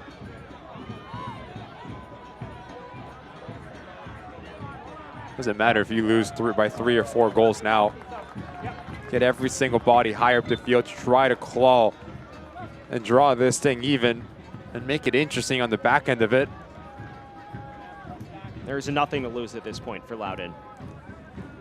Well, MD Myers' night comes to a close. Up and down performance. He's replaced by the 17-year-old Zeke Soto, who's a star in the youth national team ranks with the United States. Just his 3rd professional appearance with Charleston. I think an underrated part of this Charleston Battery side is the ability to develop the youth. Soto, a player that's getting real professional minutes here in USL Championship, learning what it's like to be a pro day in and day out under MD Myers, Jackson Conley, Nick Marcanic, the list goes on and on. A couple years ago, Fidel Barajas as well made his move to MLS, eventually ended up at Chivas. Done a really nice job, Ben Pierman, at giving and affording opportunities for the youth to progress throughout their career as well. Soto winning Charleston a corner. You mentioned the youth development. That was something Ben Pierman pointed out on the phone tonight. Mentioned repeatedly, we have sent a number of standout players to the MLS, Fidel Barajas being one of them. And they replaced that talent. It's been very impressive in his 2 seasons, despite all of the turnover, continuing to find goal scoring and develop players within the system as well.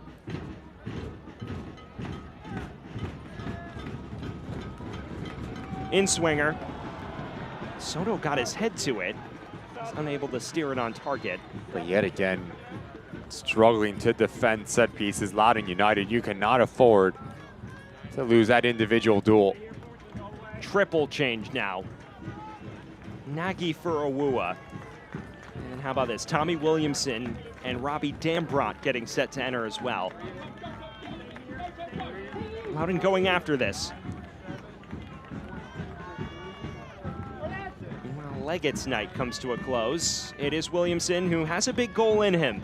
Scored the winner against Birmingham a month ago. And the final change, Robbie Dambrot entering the action as well. He replaces Keegan Tingey in what should be a pretty like-for-like substitution. Dambrot, of course, the son of Keith Dambrot, the legendary college basketball coach who coached at Duquesne, among many others, and coached LeBron James in high school. Might explain Awua's celebration earlier.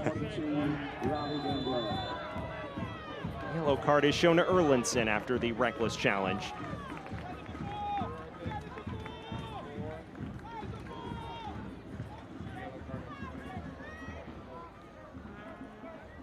Yellow card issued in the 85th minute to Lowden United FC's number 24, Jacob Erlinson. Final 5 minutes. It all hangs in the balance now for Lowden. All right, Battery fans, we got 5 minutes to play. 5 minutes. Let's hear you, Labara. Let's hear the regiment. Fans, the Charleston Battery have clinched their second straight trip to the USL Championship playoffs and start the defense of their Eastern Conference title at home on November 2nd. Kickoff at 6:30. Tickets for that match are on sale now. They'll be hoping to enter the playoffs on the high of a thrilling victory against Lowden. They have 5 minutes and change to see this one out. Hasn't always been the prettiest of performances, but it has been one in which they've grinded it out and scored big goals in key moments. I think Adam Grinwis is owed a free dinner after that save on Betoit as well.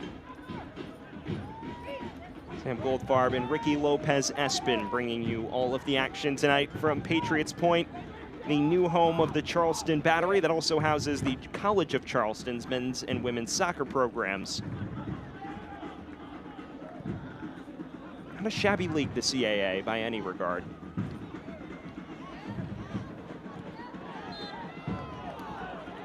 Now the tackle's beginning to fly in pretty aggressively from Lowden.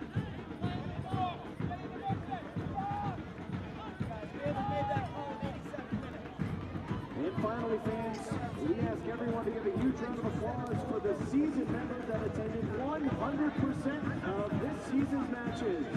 Every game in 2024, they're up on the video board now. Let's hear it for these amazing supporters that have been with Floated ball in from Lowden. They need 2 goals to have any chance at the postseason. Williamson has it snatched away, and this is Zeke Soto. Sadie, perhaps numbers breaking forward for Charleston now. Trying to beat Williamson for pace. He's just unable to do so. We're about of defending from the forward. Abukura. It is positionless football at this stage from Lowden. Desperation. Whistle still doesn't sound. Now they finally come back to it after Rodriguez was halfway to goal. They can get a goal in the next minute or so for Loudoun United. You can make remaining minute plus stoppage time, whatever that may be. Really interesting. Yet again, the decision-making has been lacking. Dambrot. Early cross from Nagy. No white shirts there to greet it. These moments like that, you have to lift it into a dangerous area to give your team a chance. You're right, things have stalled on occasion. There's been a lack of decisiveness. Moments ago, Tommy Williamson tries to dribble a player instead of whipping the ball in that 6-yard box. Has to be frustrated if you are Ryan Martin with how this season seems to be ending the last couple games. Rodriguez. Soto. Is there a final blow from Charleston on the cards? And we'll come back to that challenge.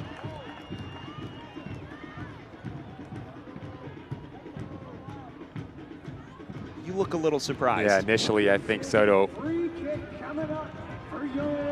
very lucky that this gets called a foul. Initially I thought he took a little bit too long on the ball, taking a second touch when he did not need to.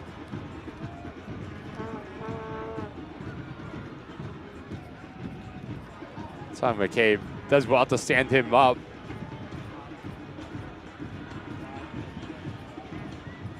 I think it's soft. I think it's really soft here from Brandon Steves. You mentioned it earlier, Sam. This is a very similar location that we saw Arturo Rodriguez score a goal last season in the playoffs. Stands right over this. It was against Lou City in the Eastern Conference Final. 2-1 victory. Has a go again. This time not as fortunate. It's a date with the wall. Does bypass below though. Still Rodriguez laying it off to Conway. Would have been hoping to do better with that. Arturo Rodriguez has been fantastic. That's coming on the white line. Requires so much attention, but if you're Jackson Conway, 4 goals on the season, just lacking that last bit of composure. Williamson charging forward. It's 5 minutes of added time. Extra time is brought to you by MUSC Health Sports Medicine. Lowden's season hangs in a very perilous spot. They are in need of a Herculean turnaround to keep their playoff hopes alive. Anything shy of a victory eliminates them from playoff contention on a season where there was so much postseason promise over the course of the campaign. 5 minutes of the regular season. We need you loud. Make some noise. Yellow card is also shown. This appears to be toward the Lowden bench.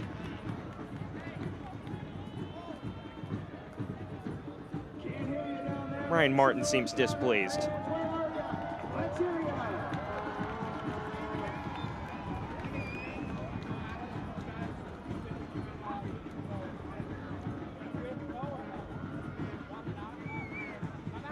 The yellow card and extra time issued to Loudoun FC's head coach. It was Ryan Martin who was booked, so 2 members of the Pegasus coaching staff have been cautioned tonight. Dambrot fouling Rodriguez.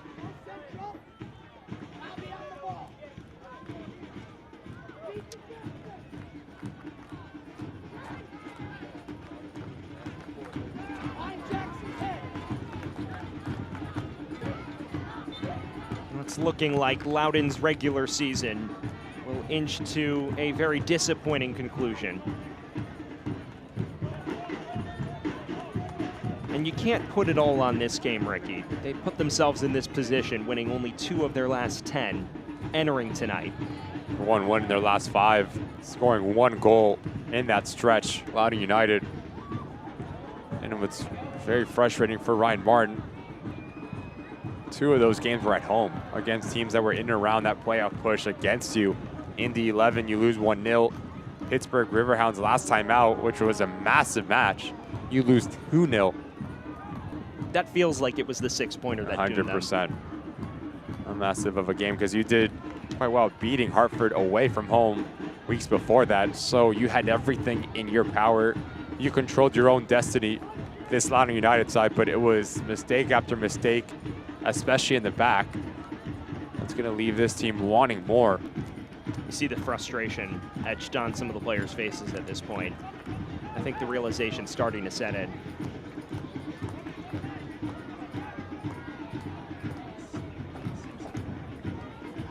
Be the 6th consecutive season in the club's history without a postseason berth, but this would be the first where it felt like they had the personnel to compete. So you can take some positives from that if you are Ryan Martin, because now it's his team.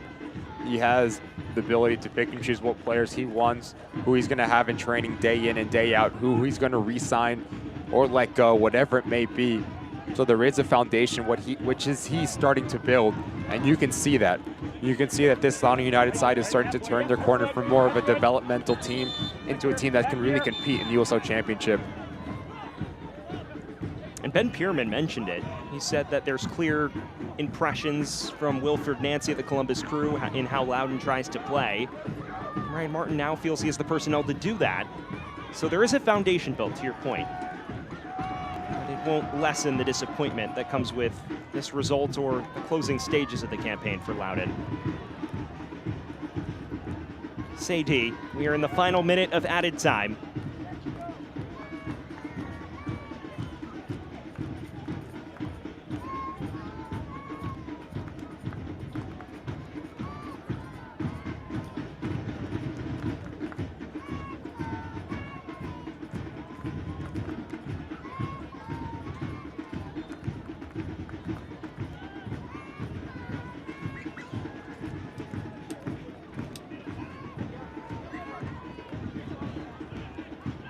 Crawford. One final foray forward for Charleston as they look to seal the results.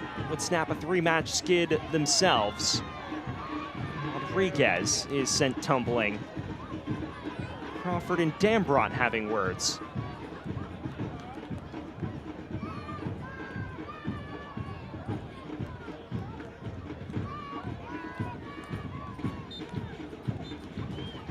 There is the final whistle. A Loudoun side that entered tonight needing a victory, coming up short. A 2-1 victory for Charleston, and that eliminates Loudoun from postseason contention for the 6th consecutive season. A disappointing night for Loudoun, but results weren't trending their way entering the evening, and it would have taken something frankly heroic in order for them to get a result tonight. Just not enough quality for Ryan Martin and company on both boxes. You concede far too easily, and you don't have enough quality and attacking power in the attacking 18-yard box, but give credit to Ben Bierman and the Charleston Battery. Very easy to get complacent around the playoff. You cannot get to first. You cannot drop down to that number 3 spot where they took care of business, and it was a professional performance from the home side. It was a slow start from Charleston, but opening the scoring with Juan David Torres, pegged back by Kwame Awuah, and then the winner coming from the substitute Arturo Rodriguez. A much-needed victory from Charleston. A disappointing result, though, for Loudoun as their campaign comes to a close in 2024. Full-time, presented by Wicked Weed. It finishes Charleston 2, Loudoun 1.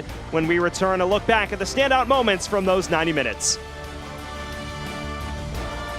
Return to the field. Score the winning shot. Beat your personal record. Team up with MUSC Health Sports Medicine for all your sports-related injury care and rehabilitation. MUSC Health is the official sports medicine provider for your favorite local teams. From semi-pro athletes to weekend warriors, our sports medicine team provides state-of-the-art injury prevention, treatment, surgery, and rehabilitation for athletes of all ages. Go where the pros go. Schedule an appointment today.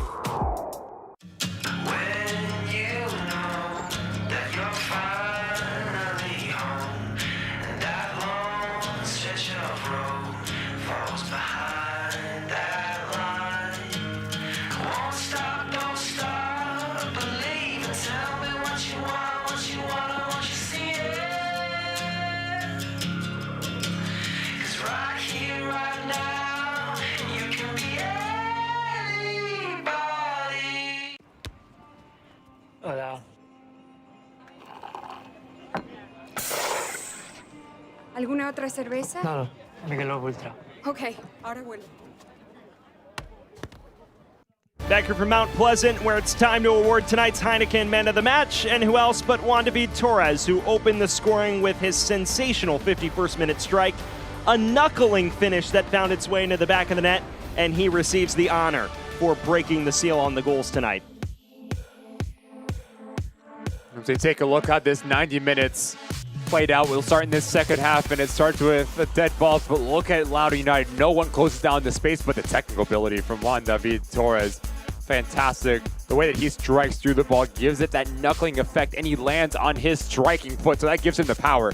Off to the corner to celebrate 1-0 Charleston Battery. But then Loudoun would peg them back 10 minutes later. Kwame Awuah finding the equalizer. And it comes down to the awareness from Bitois to understand there is a lot of traffic on that near post, so there has to be space for Awuah to advance himself into a more attacking position. Great finish, roofs it, no chance for Greenwich, and you thought Loudoun United can take that momentum and get that secondary goal, but the game completely changed with this save from Greenwich. Fantastic ball in from Skundrich, but Bitois just never looks up. Head down the whole way, not aware of the goalkeeping and his spacing, tries to wrong foot, a good save from Greenwich. And then the winner came, the 68th minute, Arturo Rodriguez, the substitute, coming off the bench to provide the final blow. You put the ball in a dangerous area, you get rewarded. It's not the initial ball, but it's the second phase that can hurt teams.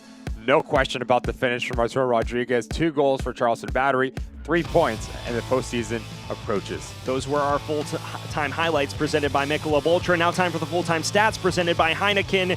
Get your look at the numbers, pretty even across the board, but Charleston just that bit more clinical. It just came down to players making plays in critical moments. Charleston Battery had that, Loudoun United did not, and that was the message over the last couple games for Loudoun United and Ryan Martin. Not enough quality, conceding goals far too easily for Charleston Battery. Sits second in Eastern Conference, and they play next Saturday at home. Well, that is where it finishes tonight as you get your look at the Eastern Conference standings. Lowden officially eliminated, the dreaded E next to their name after the defeat at Charleston. Meanwhile, the Battery end the season with 18 victories, 64 points on the season.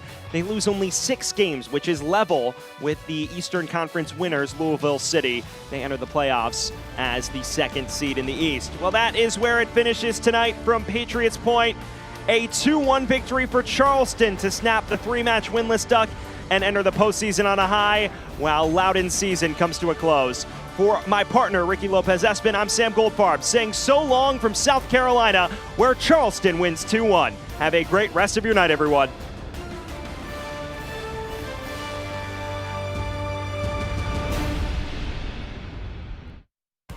This copyrighted telecast of the United Soccer League Championship cannot be retransmitted, rebroadcast, or reproduced without the expressed written consent of the United Soccer League Championship.